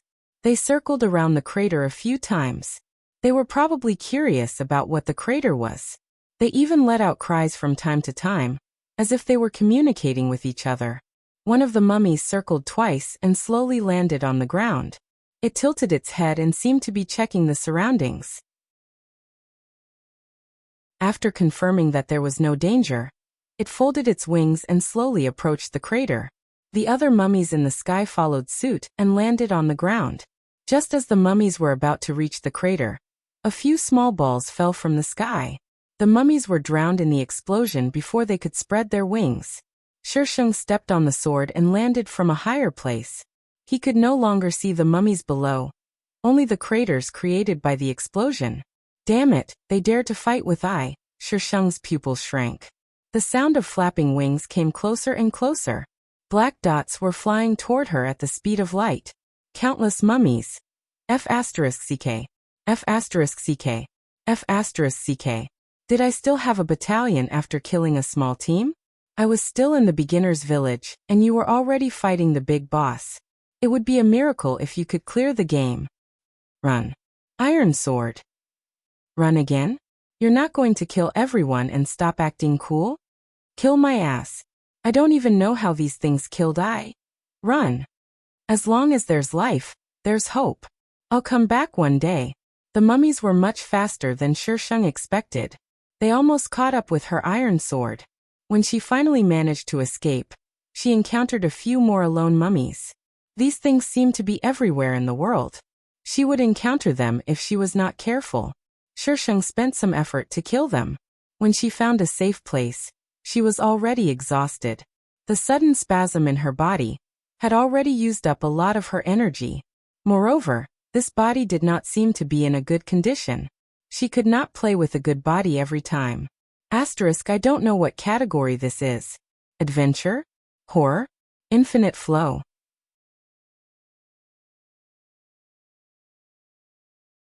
Chapter 833. Shisheng should be in the morgue of the hospital. It was gloomy and dark, but it should be safe. Shisheng managed to find a spot where she could see some light. She pulled out a pile of old hospital beds and sat on the edge. She felt pain everywhere. Shisheng calmed down and started to check her body. There was a scratch on her shoulder. It was obvious at a glance that it was caused by those things just now. It had turned black and the area around the wound was numb. She couldn't feel anything when she pressed it. In addition to the wound caused by the steel bar, she felt that her whole arm was useless. Was there any infectious disease in the wound? Shisheng looked at the wound on her shoulder and didn't know how to deal with it. In the end, she could only deal with the wound caused by the steel bar first. She searched her body again. The original owner was wearing a small jacket with a sweater inside. She found a card in the pocket of the sweater. It was dark and surrounded by strange red lines. In the middle was a name engraved, Yuxia. There was a level 3 below the name. Shisheng looked at the black card several times. She didn't receive the plot or memory, so she didn't know what it was used for. It looked so high-end. It should be useful. Shisheng put the black card back into the space. Should I receive the plot first? Or should I eat something first? Shisheng had a stomachache. So hungry. She touched her flat stomach. She should eat something first. Shisheng looked in the space and found some food. Fortunately, she had a habit of stuffing snacks into the space after the apocalypse. Otherwise, she would be hungry again. The sound of chewing was very abrupt in this silent space. Ka. A slight sound came from the darkness. Shisheng moved and looked at the dark corridor. She paused for 2 seconds and then continued to eat. There was no sound in the darkness until she finished eating. Shisheng sat on the bed and looked at the corridor with her head tilted. It was dark there. It seemed that there was a monster hiding in there, ready to attack at any time. The light outside gradually dimmed, and the place where Shisheng was also plunged into darkness. The world became so dark that she couldn't even see her fingers. A gust of wind blew from the corridor, bringing with it a fishy smell. Then Shisheng felt something attacking her. Shisheng instinctively kicked towards the source of the danger. The thing that attacked her quickly retreated. Shisheng flipped over and landed on the ground beside her. She then turned into another corner in a few steps. Silence returned to the corridor. It was as if everything that had happened just now was just an illusion. However, Shisheng knew that there were people here, or perhaps not people. After all, there were such monsters outside. Shisheng's back was pressed against the cold wall. The coldness made her even calmer. She quickly calculated the possible solutions in her mind, and the possible solutions in case her opponent was too strong and she failed. After calculating in his mind, Shisheng cracked his neck and held his breath as he listened to the movements in the corridor. The corridor was very quiet.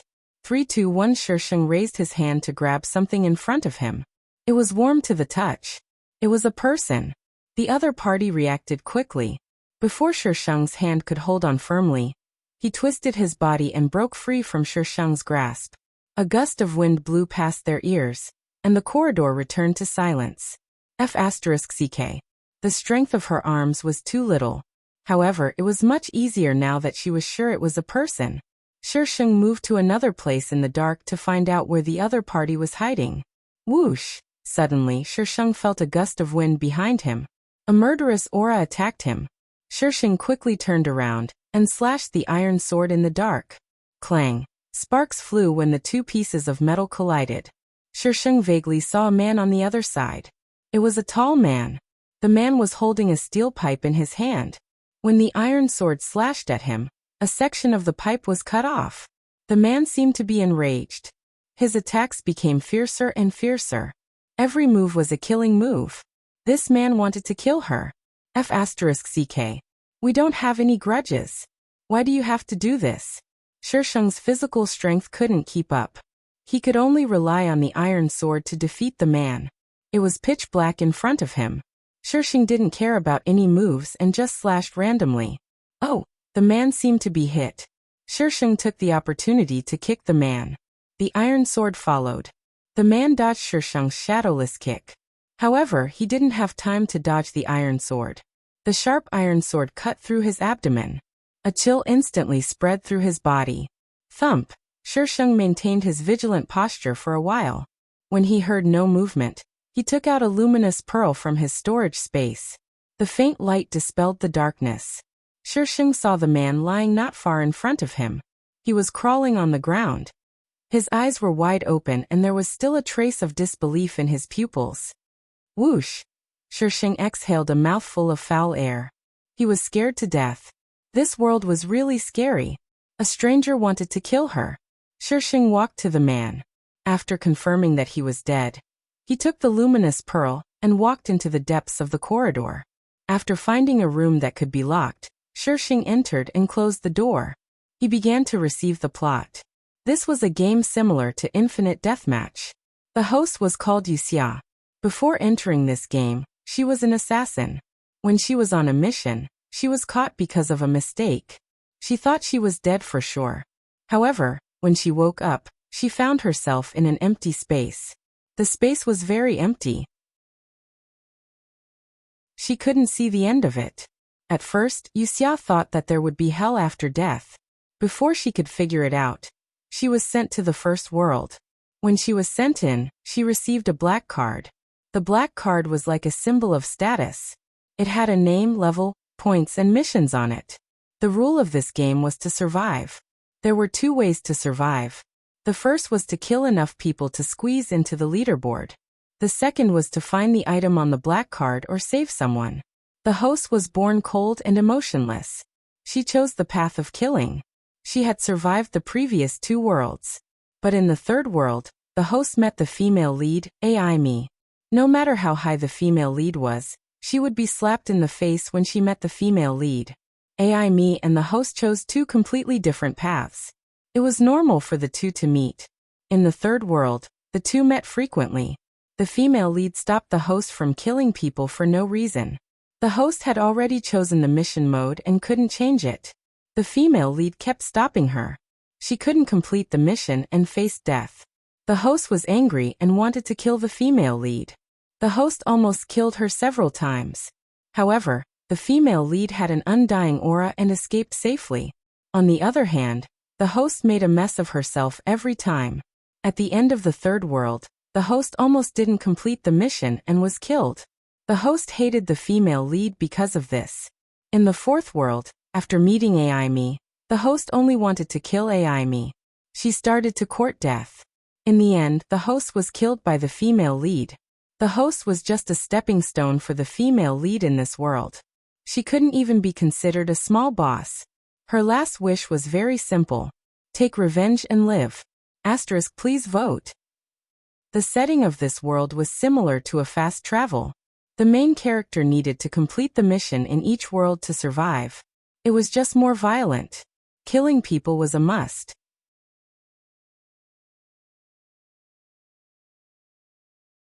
Chapter 834. The host met the female lead in the third world. The timeline was about the same as when she came here. She was scratched by the corpses of the dark elves. Her companions wanted to abandon her. Then she met Aimi. She had a black card. Everyone who entered this world had one. The black card also had a skill. Aimi's skill was healing. It could heal people who were scratched by the dark elves. Without healing, the person who was scratched would slowly stiffen and eventually die. Aimi healed the host. Because of this, the host didn't kill Aimi from the beginning. The host had experienced 2 worlds, but Aimi was a newcomer. She had just entered the first world. Ever since she healed the host had been with Aimi. After following the host, Aimi found out that the black card could be stolen. It was also after that Aimi began to intentionally or unintentionally stop the original owner from killing people. The host didn't know why, but Shishing knew the story. She knew that Aimi stopped the host because of her mission. In addition to the mission of leaving this world alive, the black card would also give out mission points. Points could be used to upgrade the skills of the black card. Aimi accepted the mission to stop the host from killing people. Aimi also wanted to live. Even if she knew that the host would die, she had to do it. Both of them had the same goal. Both of them wanted to live. If there was anyone at fault, it was probably the instigator who had instigated this incident. She was scratched by the dark elves. If she didn't find the healing card, she would die. It was scarier than zombies. Shishing pulled her shoulder to take a look. The wound looked worse than before. She could still feel the spot where she had pinched earlier. Now she couldn't feel it at all. I'm going to die. I'm going to die. In the story, only the healing card could save people. Where could she find it now? Shishing opened the door and went out. The man from before was still lying on the ground. Shishing searched his body and found a black card. It was level 3. How did she know the skill of this thing? Shishing recalled the story. It took her a while to find a way to use it. No matter whose black card it was, it needed points to use. You could also steal the points from other people's black cards. Shishing connected her black card to the back of the man's black card. A row of white words appeared on her card. Remaining points: 20 points to be robbed, 60 skill. Invisibility. Damn, his skill was actually invisibility. No wonder she spent so much effort to detect him. This thing couldn't save her. Shishing threw the black card back to the man. After thinking for a while, he picked it up. Even if he didn't use it, he couldn't let others take advantage of it. It's fine to keep it and look good. Right, what was the original owner's skill again? The original owner's black card skill was speed. It could increase one's speed to the maximum for a certain period of time. This skill was very useful to the original owner, but compared to other people's amazing skills, the original owner's skill was actually quite weak. The reason she was able to live for so long was entirely due to her own strength. Moreover, every time he used a skill he needed points, and there was a time interval. Black card skills were usually used to save his life. Of course, if one had enough points, this skill could be used to kill people. Shishing tried to sense this world, but he didn't sense any Reiki. It seemed that he couldn't save himself. It was better to go out and look for a healing card. This world had become a world of ruins. Once night fell, it would be pitch black. Moreover, the dark elves were active at night. Going out at night was suicide. Shishing waited until dawn to go out. At this time, he couldn't feel his entire arm. It felt like someone else's hand. The world of ruins was very big. In other words, each world was very big. The number of people who entered each time was different. In the original owner's first world, there were 500 people. In the end, only 100 people survived. In the second world, there were 1,000 people. In the original owner's world, only 100 people survived. In the third world, there were 5,000 people. In the original owner's world, only 100 people could enter. Ouch! Shisheng's thoughts were interrupted by a shout. He looked at a pile of rocks in front of him. A beauty was lying on the ground. It's a girl. Come out! Before Shisheng could speak, the beauty jumped up. Shisheng. What's wrong with a girl? Are you looking down on girls? Two men walked out from around the corner. They looked Shisheng up and down a few times before one of them signaled to the other with his eyes. This last looks pretty easy to deal with. Go ahead, but don't kill her yet. You can play with her for a while. Bastard, I'm here. Why are you thinking about other people? The beauty pouted. How can this little girl compare to you? She's going to die anyway. Why are you jealous? The people on the other side didn't care about Shisheng at all. Have you learned that you can't judge a book by its cover? Shisheng crossed his arms. His eyes were calm, but they seemed to be tinged with coldness. I can't kill a group of dark elves, but can't I kill you three idiots? You want to kill me? Who gave you the guts? Little girl, you're quite arrogant. I'll make you cry and beg for mercy later. Haha. I'll make sure you don't even have the chance to beg for mercy. Shisheng's eyes curved. His tone was arrogant and confident. The two men laughed. They had seen a lot of people who were so arrogant in the face of death.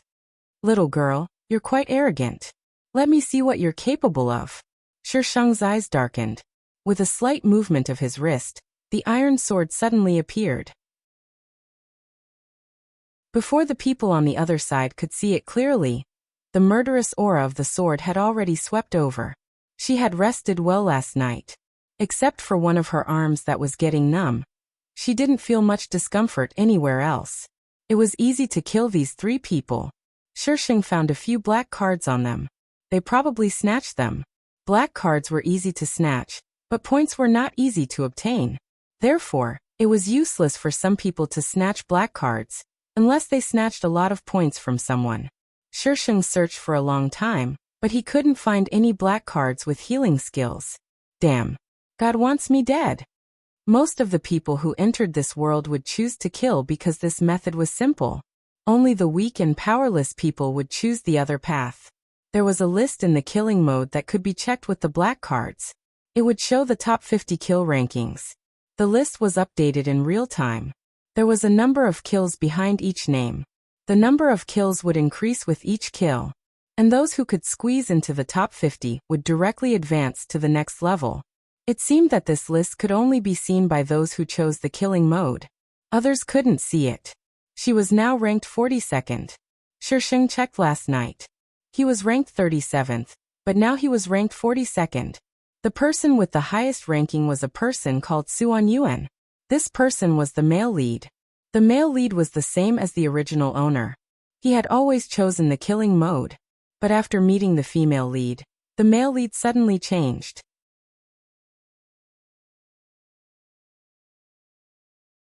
Chapter 835. After entering this world, even if Shisheng didn't kill anyone, there would still be people who wanted to kill her. Everyone was trying to survive. If you died, you could only blame your bad luck. The rules of the game were like this. She couldn't blame anyone. Since this was the case, Shisheng didn't hold back. Her ranking rose rapidly. She squeezed into the top 30, but didn't see a single healing card.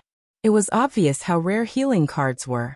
Well, not only were healing cards rare, but many of the black cards had a single skill. Only a few skills were repeated. For example, her speed was the most common skill. She deserved to be cannon fodder. So angry. They actually discriminated against cannon fodder. Was the person who set the rules of the game a retard? Shisheng looked at her hands that were getting numb. If she didn't find a healing card soon, she would die. System. Do you have any tools for me to use?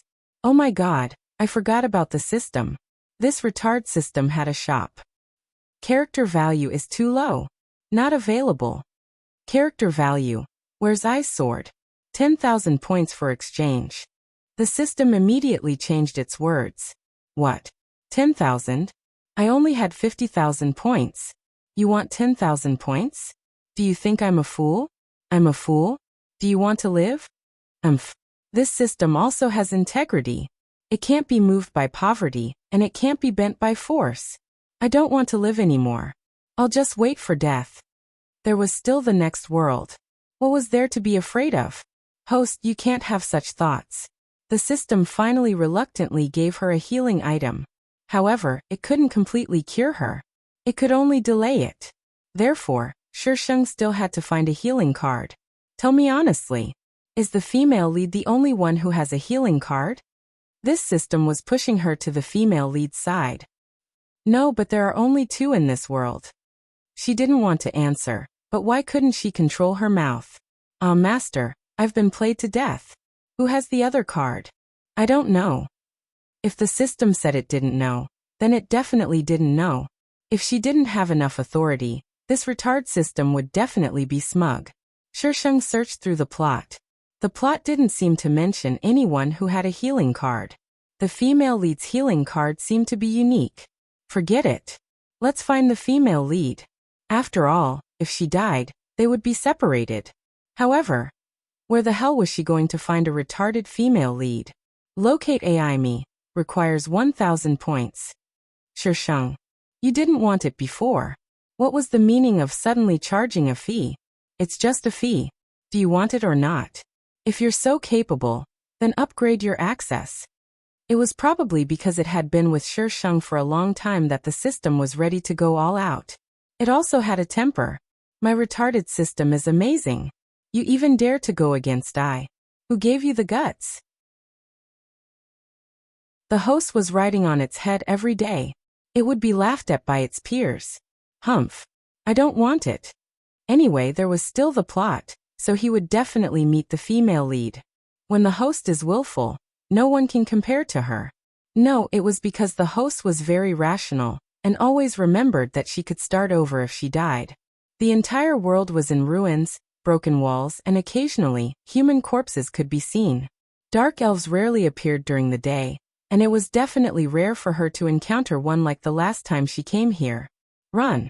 This loud shout exploded on the ground. Then there was a shrill scream. It was the voice of a dark elf. Shisheng looked down. She was standing on a tall building that had been cut in half at the waist. She could clearly see the scene below. A dark elf had blocked 3 people in an alley. There were 2 men and a woman. One of the men was cut open by the dark elf in order to protect the woman. Run. The man didn't forget to yell at the woman before he died. The other man pushed the woman, probably telling her to run. He would stop the dark elf. She didn't know what the woman was thinking. Instead of running, she took out a black card and activated it. Shisheng saw black wings suddenly grow on her back. What kind of ability was this? After the woman grew wings, her strength increased greatly. She actually killed the dark elf. As soon as the dark elf died, the wings on the woman's back disappeared and she fell to the ground. Shisheng covered her eyes. It hurt just looking at it.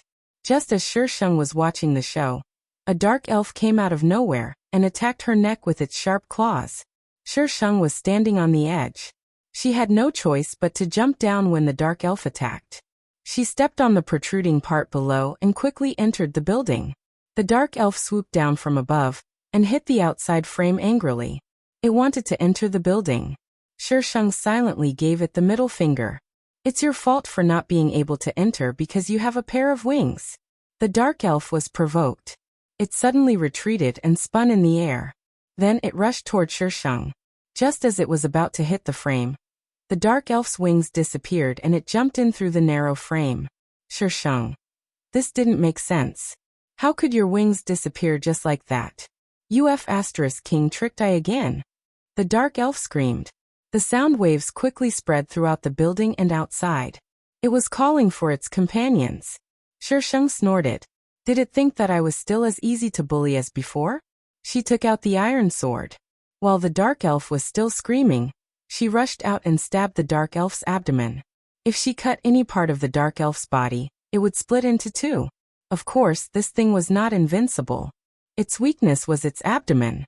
There was a crystal in its abdomen. If the crystal broke, the dark elf would die. However, the skin on the dark elf's abdomen was very hard, so it was actually very difficult to kill.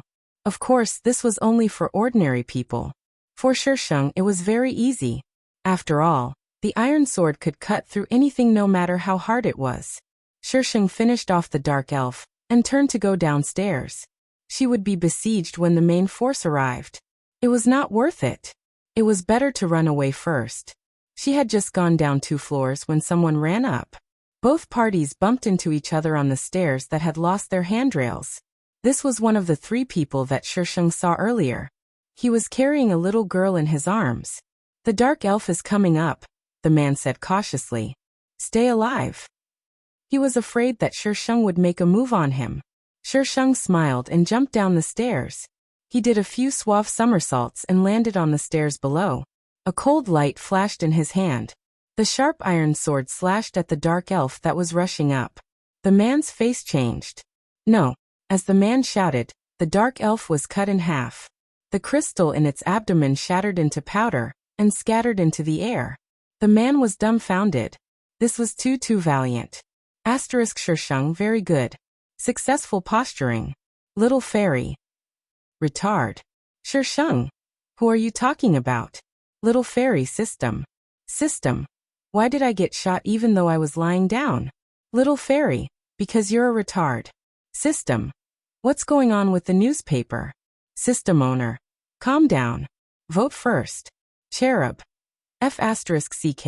I knew it was an advertisement.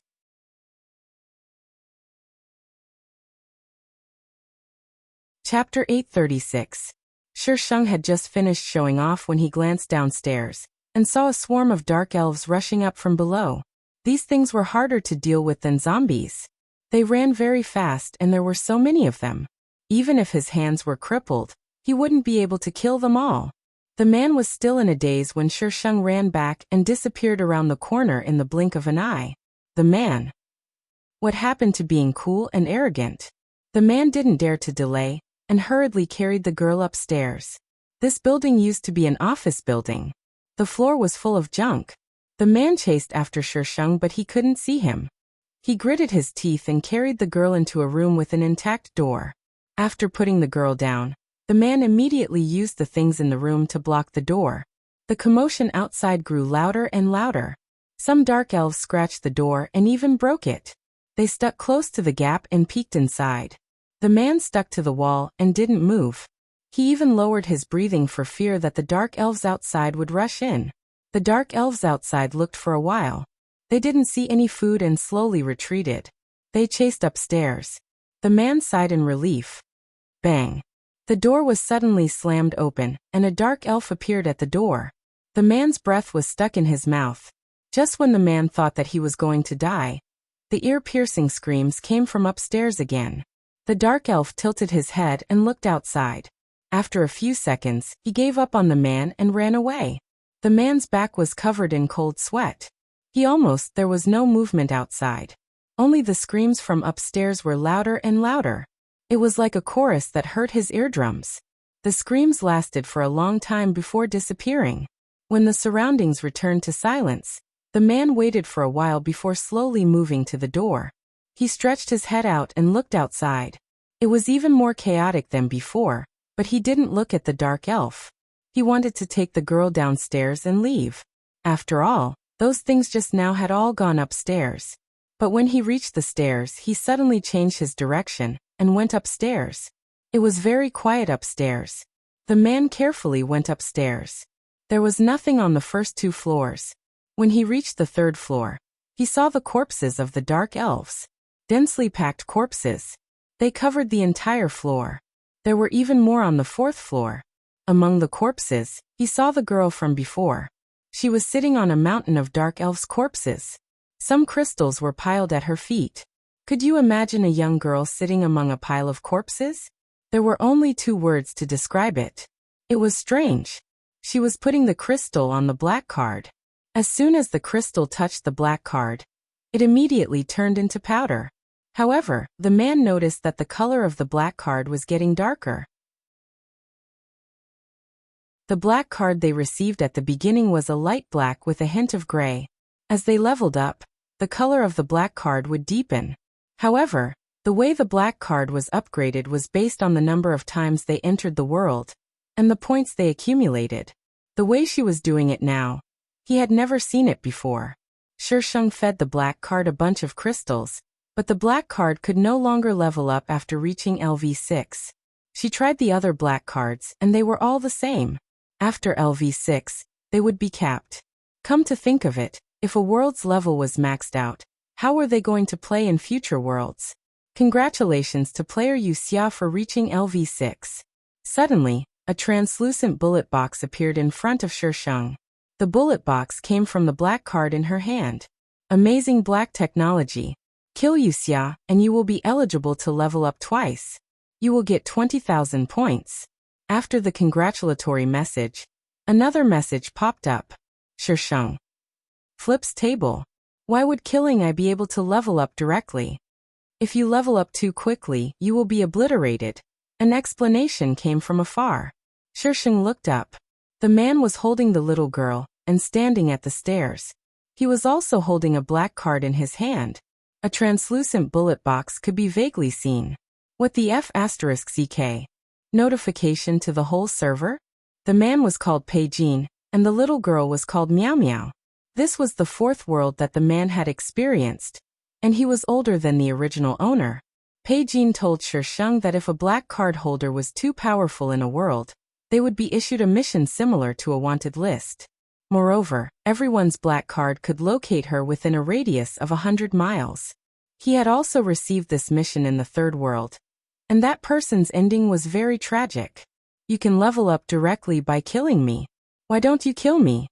Shisheng held his chin and looked at the man opposite him. The man smiled bitterly. You can kill so many dark elves. Am I your opponent? The most powerful person he had seen was killing 10 dark elves. But this little girl killed so many dark elves in one breath. He would be crazy to go up and kill her. Shisheng smiled and lowered his head to continue playing with the black cards.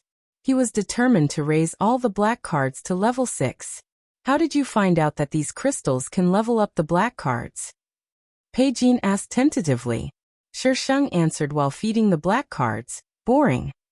In this kind of game, the things that appeared might not be useful, but they might not be useless either. Everything had to be tried. Otherwise, how would one know? Bang! The alert in Shisheng's hand suddenly exploded. The power was not very strong, but Shisheng's face was covered in black dust. How would he know what kind of surprise there would be? Flips table. What kind of surprise was this? It suddenly exploded. He was scared to death. Shisheng wiped his face and shook off the dust on his hand. The black card and the crystals were gone. Peijin was also confused. He did not understand why the black cards exploded. But what happened next was a live broadcast of Shisheng's suicidal actions. After exploding 5 or 6 black cards, Shisheng gave up. She had a total of 10 level 6 black cards. Could it be that the rules of this world only allowed her to have 10 level 6 black cards? Shisheng rolled his eyes and looked at Peijin. He picked up the crystals at his feet and jumped down from the black elf's body. He stepped over the dead body and walked toward Peijin. Peijin was a little scared of Shisheng. What? What do you want? I won't kill you. Shisheng threw the crystals at Peijin's feet. Level up. Peijin was speechless. He did not want to be hunted down by people all over the world. But this little girl in front of him looked like she would kill him if he did not level up. The higher the level of the black card, the more powerful its skills would be. For example, the usage time would increase and the cooldown time would decrease. Other people would risk their lives to level up, but no one would force others to level up like this. Peijin was afraid that Shisheng would really kill him. He could only take the crystals and learn from Shisheng to level up. He was already at level 4, so he soon reached level 5. Just as he was hesitating whether he should continue or not, several black cards suddenly fell in front of him. Level up to level 5.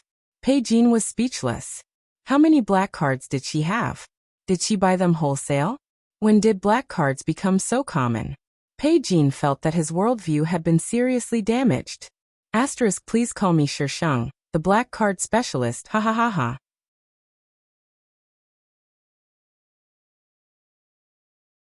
Chapter 837. The 10 black cards that Shisheng gave Pei Jin also exploded after they were upgraded to the 5th level. Trash. Shisheng curled his lips. A person could only have 10 cards of the same level. Pei Jin had been through so many worlds, so he was not stupid. Thinking about what happened before, he understood. Miss you this card. Shisheng waved his hand and said generously. It's for you. For him. This was not a cabbage, this was a black card. A skill card that could be used by others. How could you give it away so easily? Cabbage? Pei Jin was so shocked that he didn't come back to his senses for a while. When he came back to his senses, the rich Shisheng who gave him the card was already squatting beside him and feeding the black card. Pei Jin glanced at the number of black cards she took out. There were at least 20 of them. She was definitely the person with the most black cards he had ever seen. Pei Jin felt more and more that he could not go against her. She had so many black cards and killed so many dark elves. How weak could she be? Shisheng increased the number of cards of each level to 10. This thing looked pretty good. What's wrong with her? Shisheng put away the black cards and glanced at the little girl named Meow Meow in Pei Jin's arms. She looked to be about 15 or 16 years old. Her face was the size of a palm and her blonde hair was a bit dull, probably because she had not washed it for a long time. Meow Meow used the black card and needs to rest for 24 hours. Pei Jin did not know if he did not dare to hide it or if he subconsciously answered. Shisheng stood up and commented. Her black card skill is a bit awesome. Pei Jin was a bit nervous. She had so many black cards. Would she steal Meow Meow's? But Pei Jin was obviously thinking too much. Shisheng turned around and fiddled with the dark elf's body after saying this. Pei Jin had no idea what this girl was thinking. As the sky darkened, the sound of the dark elves outside became louder and louder. The whole building was dark. Pei Jin gave Meow Meow time to change her position, and the person who was eating biscuits beside the dark elf's body was gone. He quickly looked around, but it was too dark to see where she was. Pei Jin was on guard against Shisheng. After all, she seemed to be very powerful. If she really wanted to kill them, it would be a piece of cake. Just as Pei Jin was looking for Shisheng, a faint voice sounded behind him. Are you hungry? Pei Jin's hair stood on end. When did she run to the back? A bag of biscuits was thrown down from above. Pei Jin turned his head to look. She was standing behind him silently, like a ghost. What on earth do you want? If you want to kill me, just say the word. Shisheng turned around and pulled a chair out of nowhere. He sneered and said, That little girl is just pleasing to the eye. If I wanted to kill you, I would have done it long ago. Pei Jin thought about it and agreed. However, this reason was really strange. He reached out to pet Meow Meow and asked tentatively, You know Meow Meow? He had only met Meow Meow in this world. She was a newcomer, and because she was about the same age as his sister, he took care of her. Shisheng didn't answer Pei Jin. He didn't need a reason to like someone. Pei Jin and Shisheng stayed there until dawn. He only ate a little bit of the bag of biscuits. Every world had a source of food, and it could be found in some places. However, very few people could get their hands on it. Therefore, the old people would save food to prevent starvation later in the game. In the previous world, he had even seen people eating other people. At dawn, a few people snuck into the area. These people were obviously here to kill Shisheng. They probably happened to be nearby and didn't dare to come at night, so they could only come at dawn. Shisheng was the only one who saw the leveling up message. The other people who received the mission didn't know what level Shisheng was at. Usually, the old people wouldn't act rashly. The first to act was definitely a newcomer who had just entered the game and didn't know the rules, but still wanted to survive. Shisheng took care of these people. Pei Jin knew that this little girl was not someone to be trifled with. He followed behind her with Meow Meow in his arms. At this moment, it seemed safer to follow her. Shisheng didn't object. Along the way, they met a few people who wanted to kill her. Shisheng quickly took care of them. In the afternoon, Shisheng found a place to rest. Pei Jin sat next to him with Meow Meow in his arms. It should be about time. Pei Jin waited for Meow Meow to wake up. Oh, the girl in his arms moaned. Meow meow. Pei Jin looked a little nervous. You're awake? The blonde girl slowly opened her eyes. Her eyes were as blue as the sky after the rain. Her long eyelashes fluttered, and there was a little confusion in her eyes. She looked cute. Her vision was a little blurry. Suddenly, a face appeared in front of her. Your eyes are so beautiful. Meow Meow was scared and shrank back. She came back to her senses and looked at Sheng with a little fear. Why did she feel like gouging her eyes out just now? Meow Meow, she's Xia. Don't be afraid. Pei Jin patted Meow Meow's back and helped her sit up. Meow Meow looked at Sheng carefully and said hello in a low voice. Hello. She still felt like gouging her eyes out. Sheng stood next to her and smiled a little creepily. She had been smiling like this just now. Meow Meow swallowed and lowered her head, not looking at Sheng. Big brother who? Meow Meow suddenly turned to look at Pei Jin. Pei Jin sighed and patted Meow Meow's head. It's all fate. Fate. You believe it? A snicker came from the side. Pei Jin didn't believe it before. He was born into a good family and could be called a proud son of heaven. But after inexplicably coming to this world, he believed it. He looked at the girl next to him. From the first time he saw her, she seemed to have a brash self-confidence. Her eyes were always calm, as if nothing could stir up ripples or move her. But she didn't look like the expressionless type who only knew how to kill. She could laugh and get angry, no different from an ordinary person.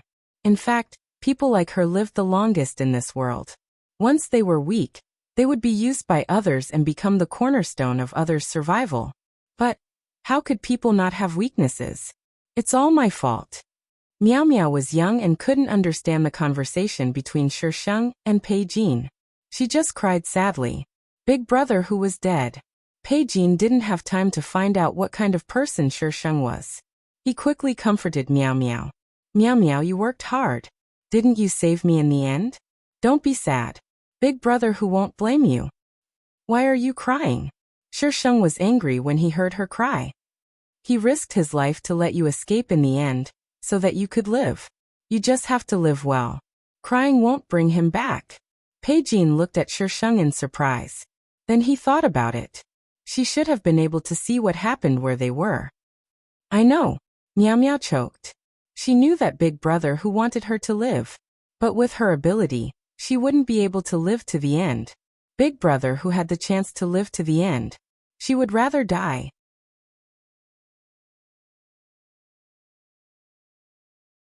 Chapter 838. The little girl cried endlessly, and it took Pei Jin a long time to comfort her.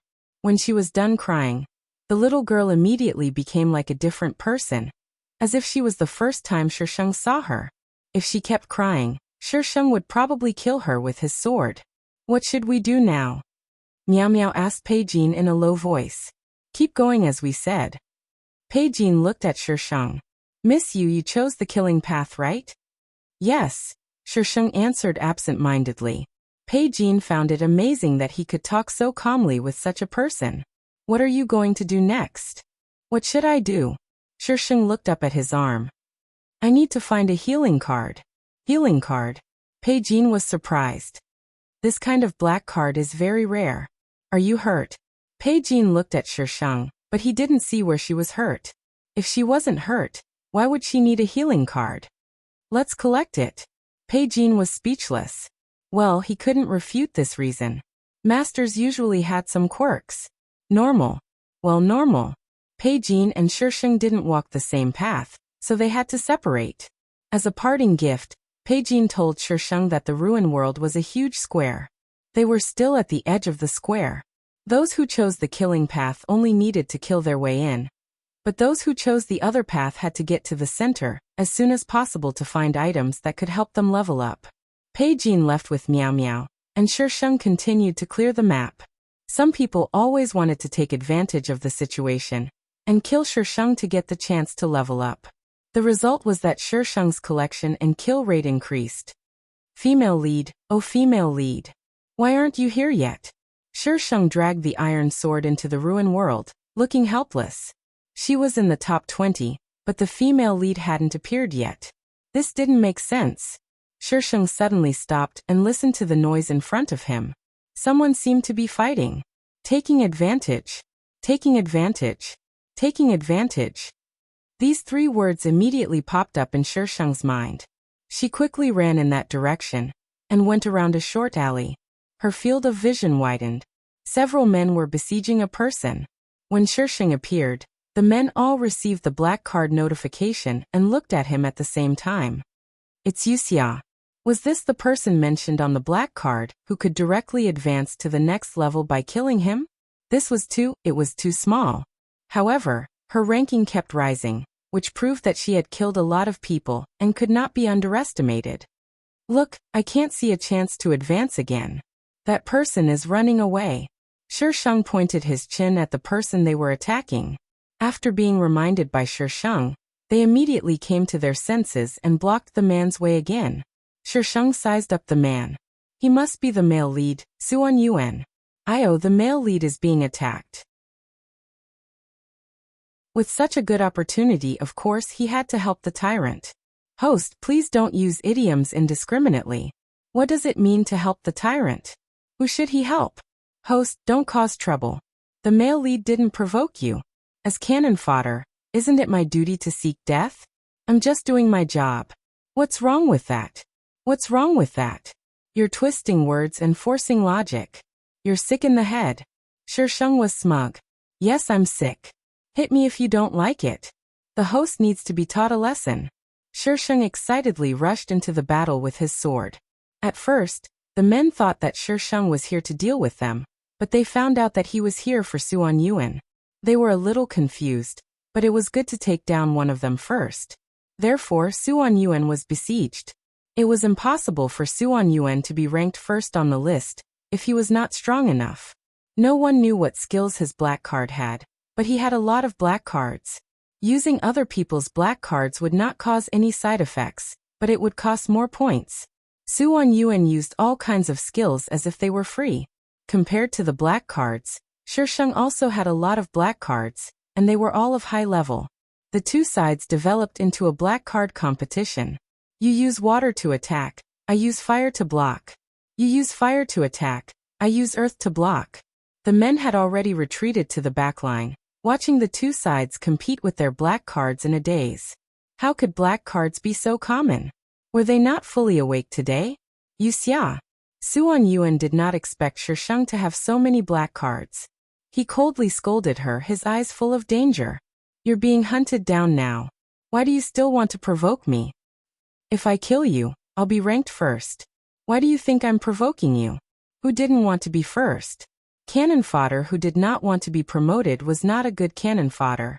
The rule of this list was that if you killed someone with a ranking, you could directly rise to the top. For example, if you killed Suan Yuan, then you would be ranked first. Do you think you can kill me? Suan Yuan's eyes flashed dangerously. No. You're the male lead. Why would I kill you?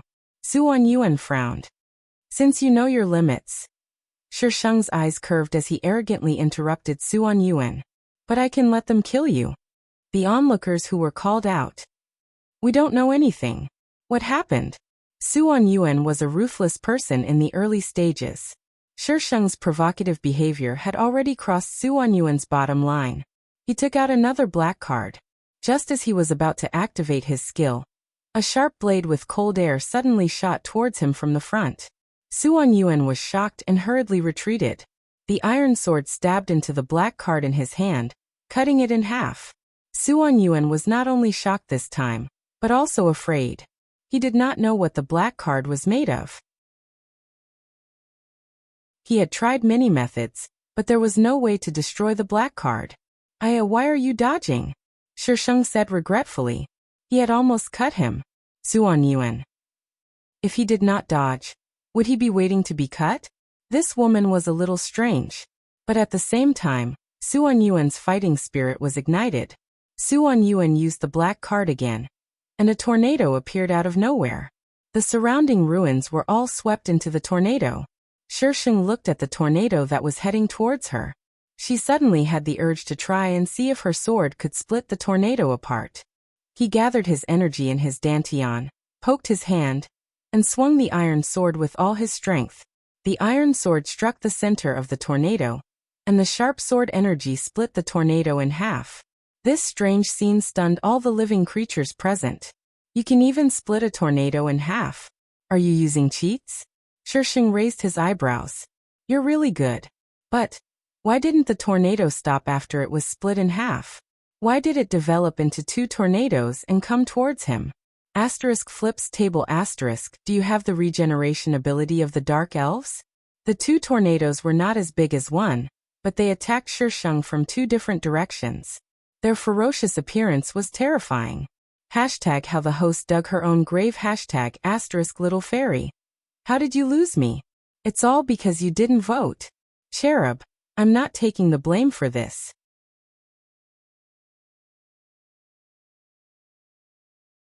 Chapter 839. Shisheng hurriedly jumped to the ruins at the side and squeezed into the building. The tornado swept the ruins inside, leaving nothing behind in its wake. Shisheng's face was covered in dust, and his eyes were almost blinded. I was wrong. I won't seek death again. I'll take the blame even if I have to cry. Shisheng avoided the tornado, went through the building, and went to Suan Yuan's side, and slashed at him with the iron sword. Suan Yuan had been in a state of alert, and instinctively sensed the danger. He dodged nimbly, but the iron sword cut the pillar behind him, and the pillar was cut in half. The building, which was already on the verge of collapse because of the tornado, collapsed with a loud bang. Rubble fell from above like a fairy scattering flowers. The falling rubble and dust shrouded the entire space in a fog, leaving only the rumbling sound in their ears. Shisheng couldn't see where Suan Yuan was, so he could only retreat to a safe place. Just as she was about to step out of the tornado, an overwhelming number of ice blades shot at her. It looked like they were going to shoot her into a sieve. My male lead is so awesome. Shisheng quickly took out a shield card and built a shield wall in front of him. This black card was level 5, and Suan Yuan's card was of a lower level, so the ice blades couldn't penetrate the shield at all. Suan Yuan's black cards were almost used up, and he never thought that he would meet someone who had more black cards than him. Shisheng rushed out of the disaster area, and quickly glanced around, and caught sight of Suan Yuan.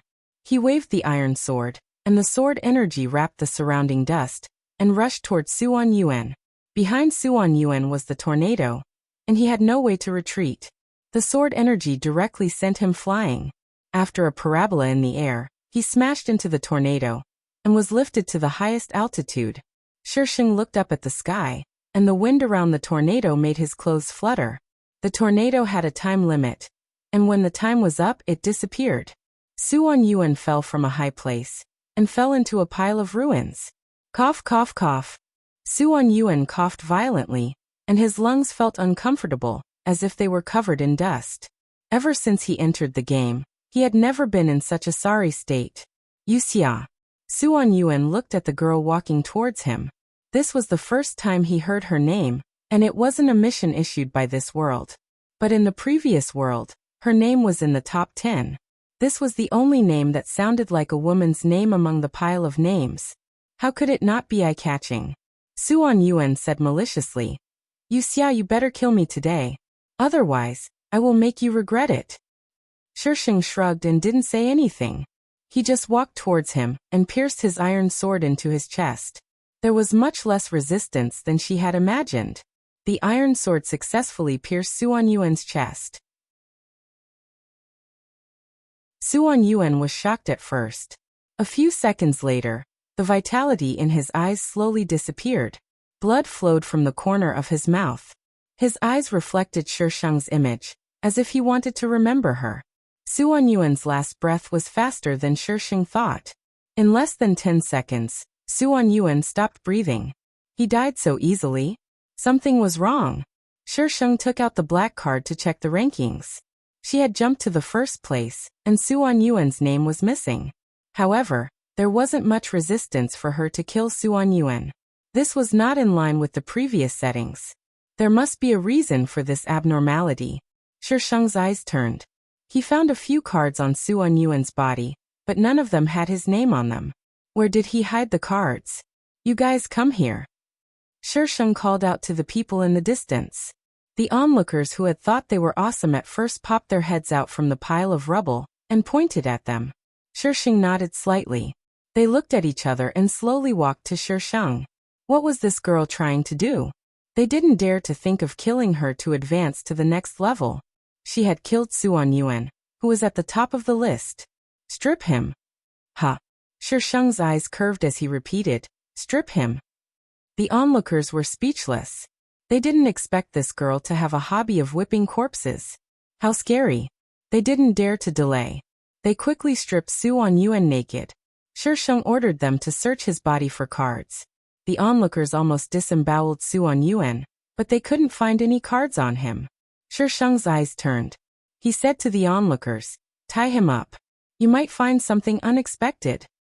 What? Tie up corpses? They didn't have the habit of torturing corpses. Shisheng glanced at them. There was no emotion in his eyes, but the onlookers trembled. Tie him up, tie him up. We'll tie him up now. Mama, we've met a pervert. Shisheng threw Suan Yuan to the onlookers and left alone. If Suan Yuan really had some life-saving skills, she wouldn't be able to help him even if she stayed. Shisheng walked in a direction. The world was big, and it was rare to meet people by accident. Most of the onlookers relied on Shisheng's location to find her, and were prepared to kill her. This group wasn't like the newbies from before. They didn't rush up without a word. This group was obviously smarter. They followed her and observed her closely. Shisheng traveled during the day and found a place to rest at night. He was as slow as a snail. At this time, the onlookers behind Shisheng were discussing. Should we make a move? We've been following her for so long, but she doesn't seem to be that strong. They hadn't seen her fight since they started following her. She always avoided the dark elves. There are still people in the dark. If we make a move first, someone will take advantage of us. What should we do? Are we going to waste our time with her? There's only one spot for advancement. We have so many people. Once the 100 spots were filled, those who didn't get a spot would be killed. Let's wait. Someone will make a move sooner or later. They waited for 2 days. More and more people joined the team. Brother, don't you think this place is a bit strange? Why was it so much darker than before? It even felt so F***king creepy. It felt like something was staring at them from behind. She's going further in. Follow her. The onlookers found that Shisheng's speed had increased. In the blink of an eye, he disappeared in front of them. They were in the middle of several buildings. It seemed that this building was still under construction. There were only cement slabs. Something's wrong. Retreat. Someone sensed danger and prepared to retreat. A playful voice sounded above them. Since you're here, don't leave. They looked up. The girl who was walking in front of them was now standing on a protruding area on the 3rd floor with a faint smile on her face. She had a domineering aura. She was confident that she could control the situation. * monthly votes.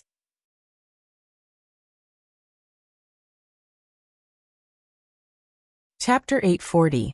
There were quite a few people following Shisheng, and most of them had followed her here. Damn it, they want to trick I. Do they think I's retarded? Shisheng took out his sword and swung it at the building opposite him. The sword aura sliced off half of the building. Following the collapse of the building, dark elves flew out from the building behind. They covered the sky and blocked out all the light. They could only hear the sound of wings flapping, and the dark elves pressed down from above. This scream immediately caused chaos. They didn't expect there to be such a large group of dark elves here. Shisheng stood on the high ground, and the dark elves attacked him first. Shisheng finished off the dark elves surrounding him in a few moves, and jumped into the narrow space inside. There were so many people below, so the dark elves naturally didn't chase after Shisheng. They all ran to attack the people below. Shisheng snuck to the back to harvest the dark elves. When they finished off the people in front, Shisheng had also finished off most of them. The ground was littered with corpses, and there was a strong smell of blood. Shisheng took the black cards from these people, and then fed them until they were usable. When Shisheng left, a figure slowly emerged from the darkness. His face was pale, his body was trembling, and his mind was blank. Was that woman human? So many dark elves. and she killed them all alone.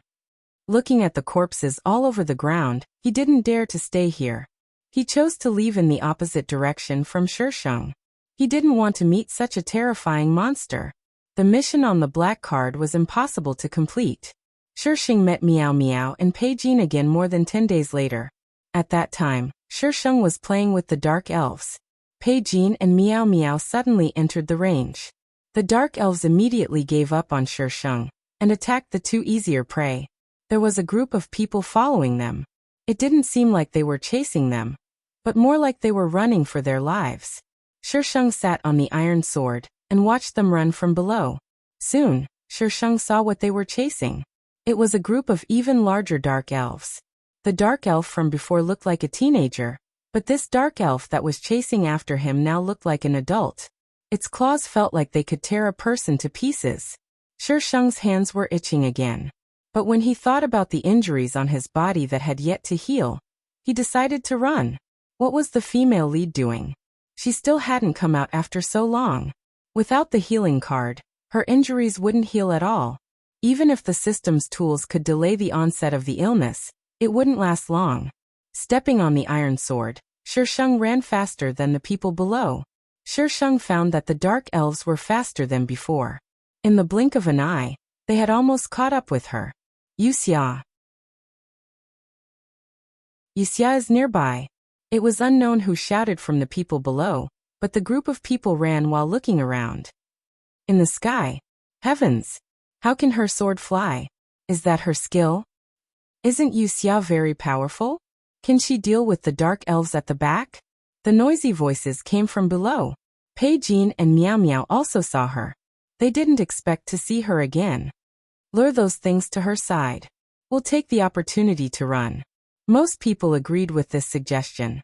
In their hearts, this Yuxia must be very powerful. She was still alive even after being chased by so many people. Did you ask for my opinion before deciding on this plan? They actually wanted her to help them escape? What a joke. It would be good if they didn't die. Ah. The group of people braked and looked at the girl who was blocking their way. What are you screaming for? We didn't rape you. Shisheng glared at the screaming girl. Yuxia, get out of the way. The girl shouted at Shisheng angrily. Why? Shisheng tilted his head. Didn't you want me to help you gain some hatred points? I'm not helping you. Who wants you to gain hatred points like this? Shisheng glanced behind and exclaimed exaggeratedly. Oh, they're catching up. Ah. This was a scream. The dark elves caught up to the last person and grabbed him into the air. Their claws pierced through his chest and tore him into pieces. Warm blood spilled on everyone's cheeks. There were about 20 people in this group. No one knew how they gathered together. When the dark elves pounced, this group of people immediately began to push the people around them as shields. Miss you.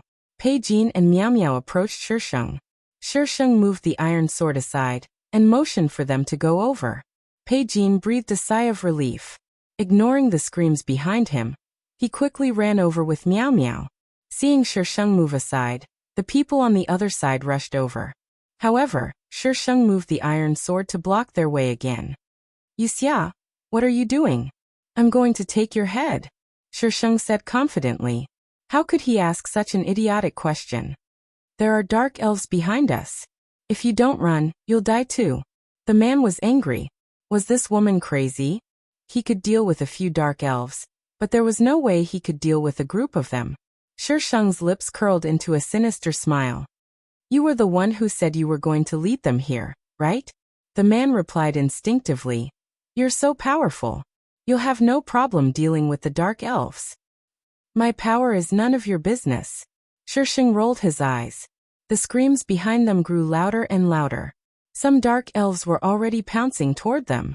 The man was so scared that he dodged to the side. Coincidentally, there was someone standing there. He reached out and pushed that person toward the dark elves that were pouncing toward him. That person was caught by the dark elves. His eyes were filled with fear. The man wanted to run over from the side. However, before he could take a few steps, a dark elf swooped down from the sky and grabbed his shoulder from behind. It lifted him into the air. In the blink of an eye, only pieces of his body were left. When most of the people behind them were dead, Shisheng jumped down from the iron sword and rushed into the group of dark elves. Compared to the dark elves before, these things were much harder to kill. By the time Shisheng finished killing all the dark elves, his hands were so sore that he didn't want to move. The wound on his shoulder seemed to be acting up as well. Shisheng shook his hand and felt a little better. He put away the black cards of those people first. Then he started to collect the dark elf crystals on the ground. There were so many dark elves, but in the end there weren't many complete crystals. Most of them were broken into pieces. Shisheng looked at the shiny crystals in his hand and narrowed his eyes. The dark elves had leveled up. These crystals were much bigger than before. The color was also more beautiful. Shisheng tried to feed her level 6 black card a few crystals. It was obvious that it could absorb them. Could it be leveled up again? Shisheng fed all the complete crystals to the black card. Congratulations to player Yuxia for leveling up to level 8. Because player Yuxia's level is too high, the mission world will be upgraded by 1 star. Players, please be prepared. #hashtag today's pulsating votes #monthly votes 2500 with more chapters. Vote hard. Time to clock in.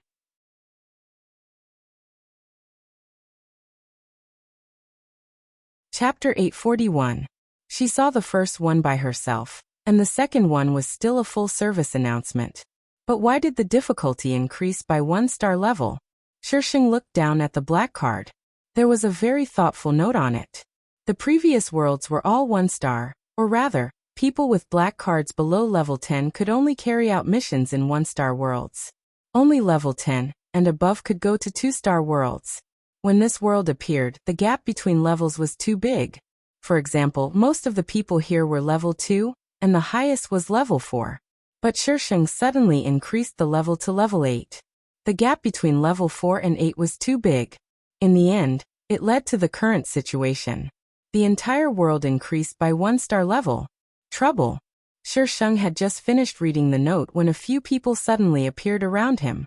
They appeared out of thin air. 3 men and 2 women. The 3 men were distributed on the left side of Shisheng, and the 2 women were probably together. These 5 people looked like veteran players who had experienced countless killings. They exuded a sense of superiority. The 5 people looked at Shisheng, who was standing in the middle at the same time. Shisheng.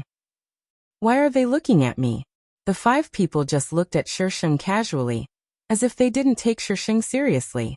They were on guard against each other, and didn't even look at their surroundings. They were all veteran players and knew that when they were teleported, they wouldn't be sent to a dangerous environment.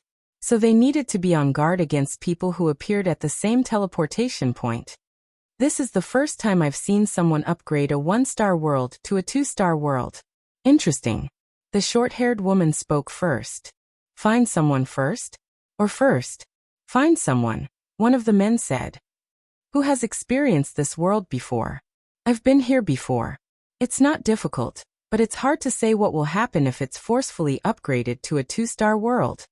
The woman beside the short-haired woman spoke in a gentle voice. Hey. I'm so big, can't you see? Look at me. Tell us the details. After we get enough heads, we'll think of a way to find someone. Why should I tell you? The short-haired woman stopped the woman who wanted to speak. We're not in a cooperative relationship now. Everyone has to rely on their own abilities.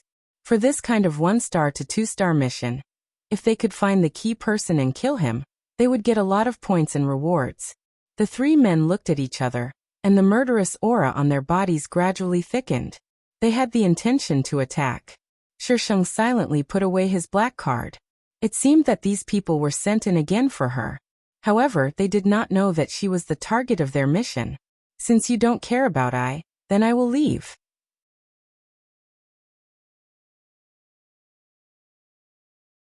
Moreover, this person didn't seem to be the same as she remembered.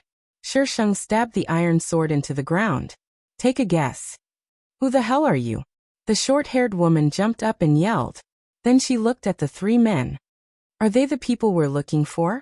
One of the men shook his head. I don't think so. In order to increase the difficulty of the mission, we won't be placed near the mission target.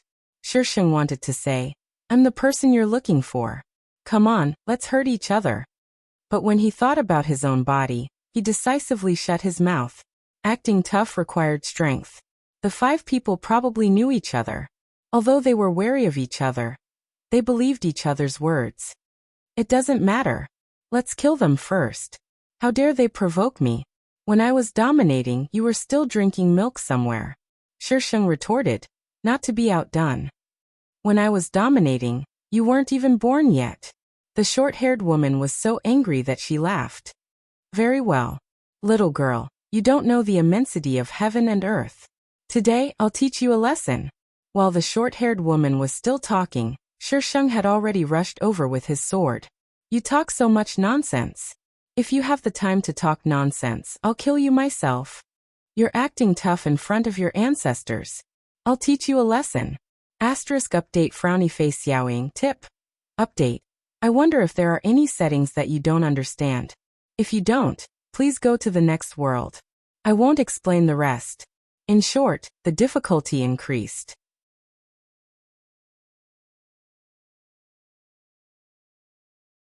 Chapter 842. Shisheng's iron sword was like a cheat code. The short-haired woman couldn't handle it and called for help. The 3 men didn't move, but the woman with the short-haired woman moved. Shisheng realized that their black card was very powerful. It was on a completely different level from a level 8 black card. Was this the power of a 2-star world? Swish, swish, swish. A hidden weapon flew from the side. Shisheng supported himself against the wall beside him and flipped over. The hidden weapon hit the wall, and the wall was shot into pieces.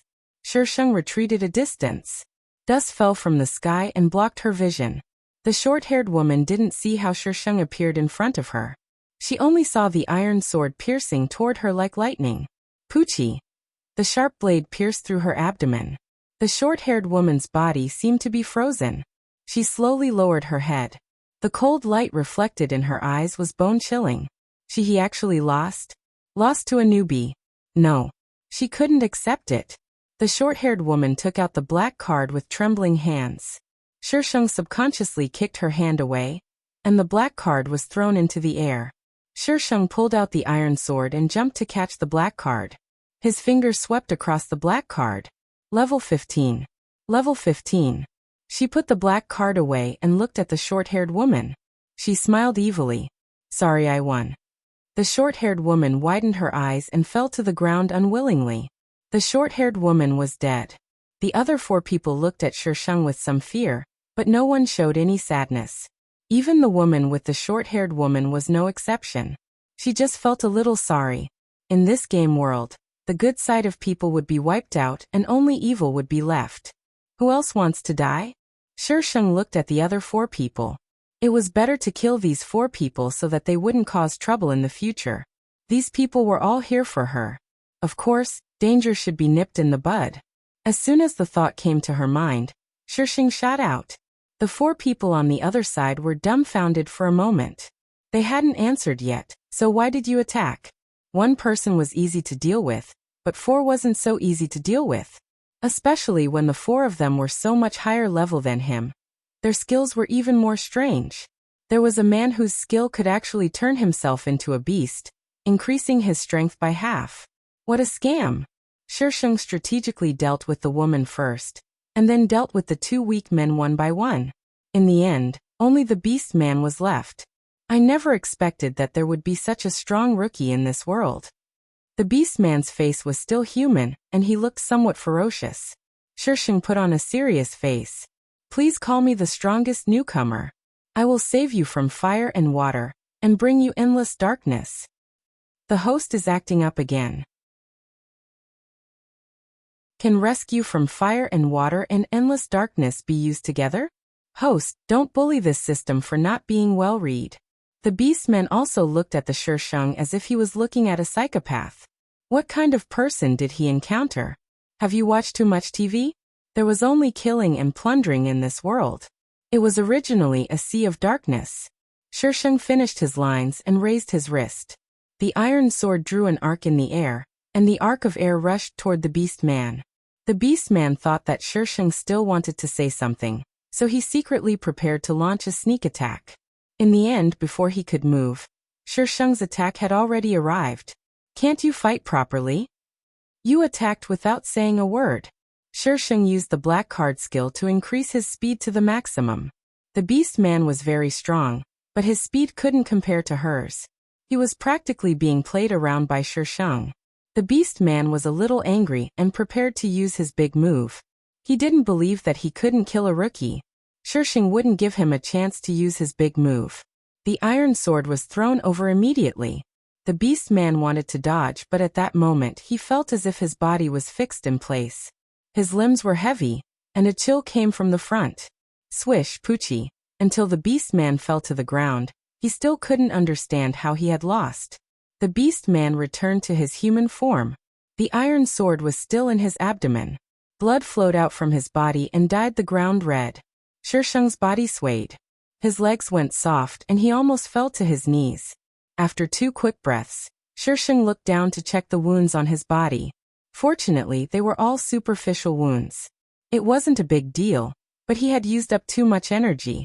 Buzz buzz. The iron sword suddenly made a buzzing sound. Shisheng raised his head and looked in the direction of the iron sword. A man in blue casual clothes was standing beside the iron sword. One of his hands was holding the handle of the sword. With a slight force, he pulled the iron sword out. Shisheng's eyes narrowed slightly. Where did this man come from? The man wasn't ugly, but he wasn't handsome either. He was just a good-looking guy. He has a healing card on him. The system reminded him. Shisheng was suspicious. Why are you so kind? Who will do the mission if you die? Do you think it's easy? Shisheng. He knew the man was up to no good. Buzz buzz buzz. The iron sword trembled even more in the man's hand. Master, are you going to cut it or not? Say something. The man's lips curled. His face suddenly became lively. I didn't expect there to be such a good thing in this world. The man waved the iron sword and nodded in satisfaction. It suits my temperament. Buzz buzz buzz. Master, say something. Are you going to cut it or not? Shisheng looked at him silently. Another retard wants to snatch something from I. The man looked like he had the iron sword for himself. He turned to Shisheng. Thank you for sending me such a good thing. You're welcome. Shisheng put on a fake smile. After all, you sent me something I wanted. The man tilted his head. His gaze swept across Shisheng's body and fell on her collarbone. The wound was exposed where her clothes were not covering. The man was about to speak when the girl opposite him spoke. Her voice was as sinister as it could be. Kill him. The iron sword immediately broke free from the man's hand and slashed at him. Was it something that could be touched by just anyone? Facing the aggressive iron sword, the man's attitude was casual and casual. With a few flashes, he appeared in front of Shisheng like a ghost. What's your name? Shisheng looked up slightly. Your ancestor. The man tilted his head and chuckled. My ancestor is dead. I'm a zombie. A murderous look flashed across the man's eyes. Then I'll die again. Let's see if you have the ability. Shisheng stretched out his hand. The iron sword immediately returned to her hand, and she slashed at the man. Just like before, the man's figure flashed. When he reappeared, he was already standing in the distance. You can't kill me. The man took out a black card from his trouser pocket. You need this, right? So what if I do? The man smiled gently. His slightly ordinary face was actually somewhat handsome. How about exchanging it with your sword? Exchange. Shisheng's mouth twitched. No need. I will kill you. The sword will still belong to I. Jiagan. Su rewarded Jiagan.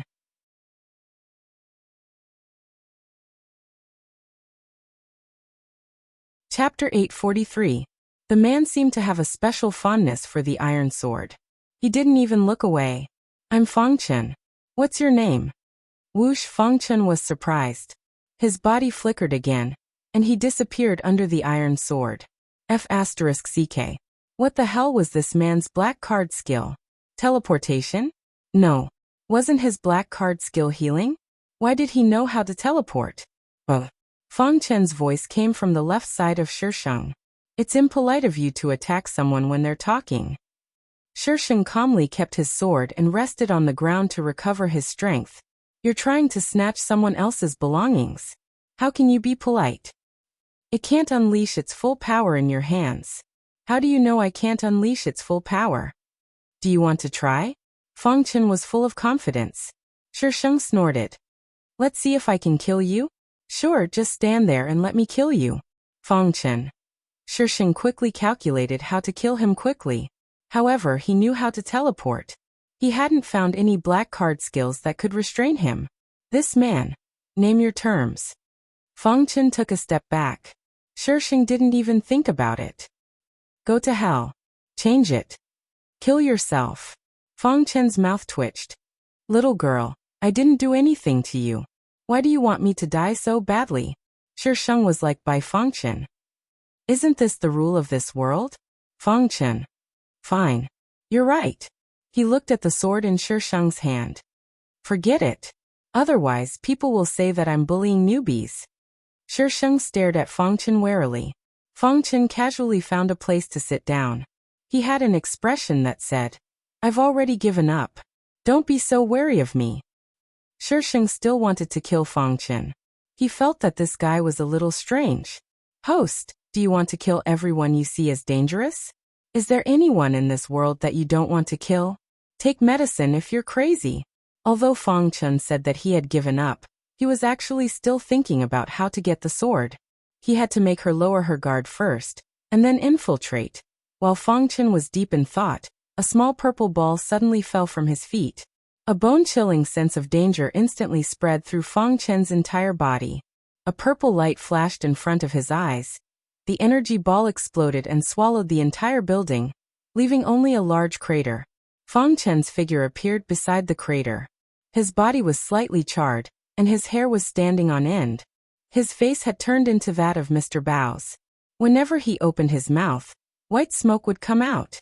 Amazing! Shisheng praised from the bottom of his heart. He had actually escaped from the energy ball. Feng Chen's heart was burning with rage. He had almost died. Didn't she know that backstabbing was a despicable act? Feng Chen reached out and touched his current appearance. He was even angrier. He was not good-looking to begin with. What if he was disfigured? Just as Feng Chen was touching his face, the other side threw another energy ball at him. Feng Chen's figure quickly flashed, and he caught the energy ball as it fell to the ground. He raised his hand and threw it back to Shisheng. Shisheng immediately stepped on his iron sword and flew up into the sky. The energy ball hit the wall beside Shisheng. Bang! So what if you can teleport? Shisheng took out a few energy balls and threw them down. If you can catch one, I don't believe you can catch more. However, it turned out that Feng Chen really caught them. Shisheng. Amazing! You caught the energy balls with your bare hands. Are you a thousand-hand Guanyin? Feng Chen was probably afraid that the energy balls would explode, so he did not dare to hold too many of them. He directly threw them back at Shisheng. The energy balls drew an arc in the air and scattered on the ground. The sound of explosions could be heard continuously. Shisheng looked up at the sky. He did not see any strange reactions. There was no heavenly Tao in this world? Didn't that mean they could explode at will? Shisheng's eyes lit up. He immediately took out the energy balls and threw them down. Feng Chen was so angry that he almost vomited blood. How many of these energy balls did she have? The sound of explosions was continuous. Feng Chen, that idiot, was only a little embarrassed. He did not lose an arm or a leg. Shisheng had to re-evaluate this idiot who suddenly appeared. This idiot must have cheated. Wait. Cheated? Shisheng stopped throwing the energy balls. He rushed down and landed in front of the person in the dark. Mubai? Feng Chen was shaking off the charred skin on his body. When he heard Shisheng's voice, he suddenly looked up. His eyes were full of murderous intent. The air around him seemed to have turned cold. Shisheng. That idiot Mubai wanted to kill himself when he saw her. It was impossible for him to be like this. It should not be Mubai. However, it was inevitable that he would become smarter. Therefore, the conclusion was to kill him first. At this moment, Feng Chen also wanted to kill Shisheng. However, he coveted the energy balls that could explode in her hands. Feng Chen felt that it was better for him to run away first. In the blink of an eye, Shisheng saw Fangchen disappear. All that was left was a huge pit on the ground. Shisheng. He ran so fast. Fangchen? Shisheng frowned and went through the plot again. He found this name in the later stages. In the plot, Fangchen was considered a world boss. He had 2 bound black cards. In other words, he had 2 black cards with his name engraved on them. This meant that he had 2 skills. One was healing, and the other was teleportation. In addition, he was not weak. He was almost invincible. No wonder it was a boss equipment. Look at her, this cannon fodder. She had a trash speed skill and a half-dead body. How could she show off? Bad review. Very bad review. Shisheng found a safe place to rest. He treated the external injuries on his body. Then he started to think about today's events. Fangchen should have come in with this group of people. At first he did not appear. Instead, he waited for her to deal with those people before he appeared. He wanted to snatch her sword. This idiot. It should not be Mubai. That idiot Mubai would not show too much emotion when he saw her. He would not even show the murderous intent that he had before. However, other world bosses could enter this world. Did that mean that if she raised the level of this world to the highest level, those bosses could also enter this world? Host, what dangerous things are you thinking about? How did the host come up with such a dangerous idea? One world boss was already hard enough to deal with. She still wanted to gather all the world bosses to summon the dragon god? The system was a little frustrated. Host, if you play like this, you will get into big trouble. Ever since Shisheng had such a dangerous idea, he started to think about how to raise the level of this world. He did not even care about the female lead and Fangchen's healing card. Shisheng wanted to raise the level of this world to the highest level and gather all the bosses. The easiest way was to raise his own black card. However, the Dark Elf's crystal could not be raised continuously. What was the way to raise the level? There must be a way to raise the level. * more chapters. Monthly votes. 2,500 plus chapters. Mini theater. Fangchen, as a boss I actually ran away. Little fairy, are you sure you are writing properly? Little fairy, or else you will be killed. Fangchen. I am speechless. How many cheats did you give your daughter? I want to report you. Little fairy, she has her own BUG. I did not use any cheats. Fangchen.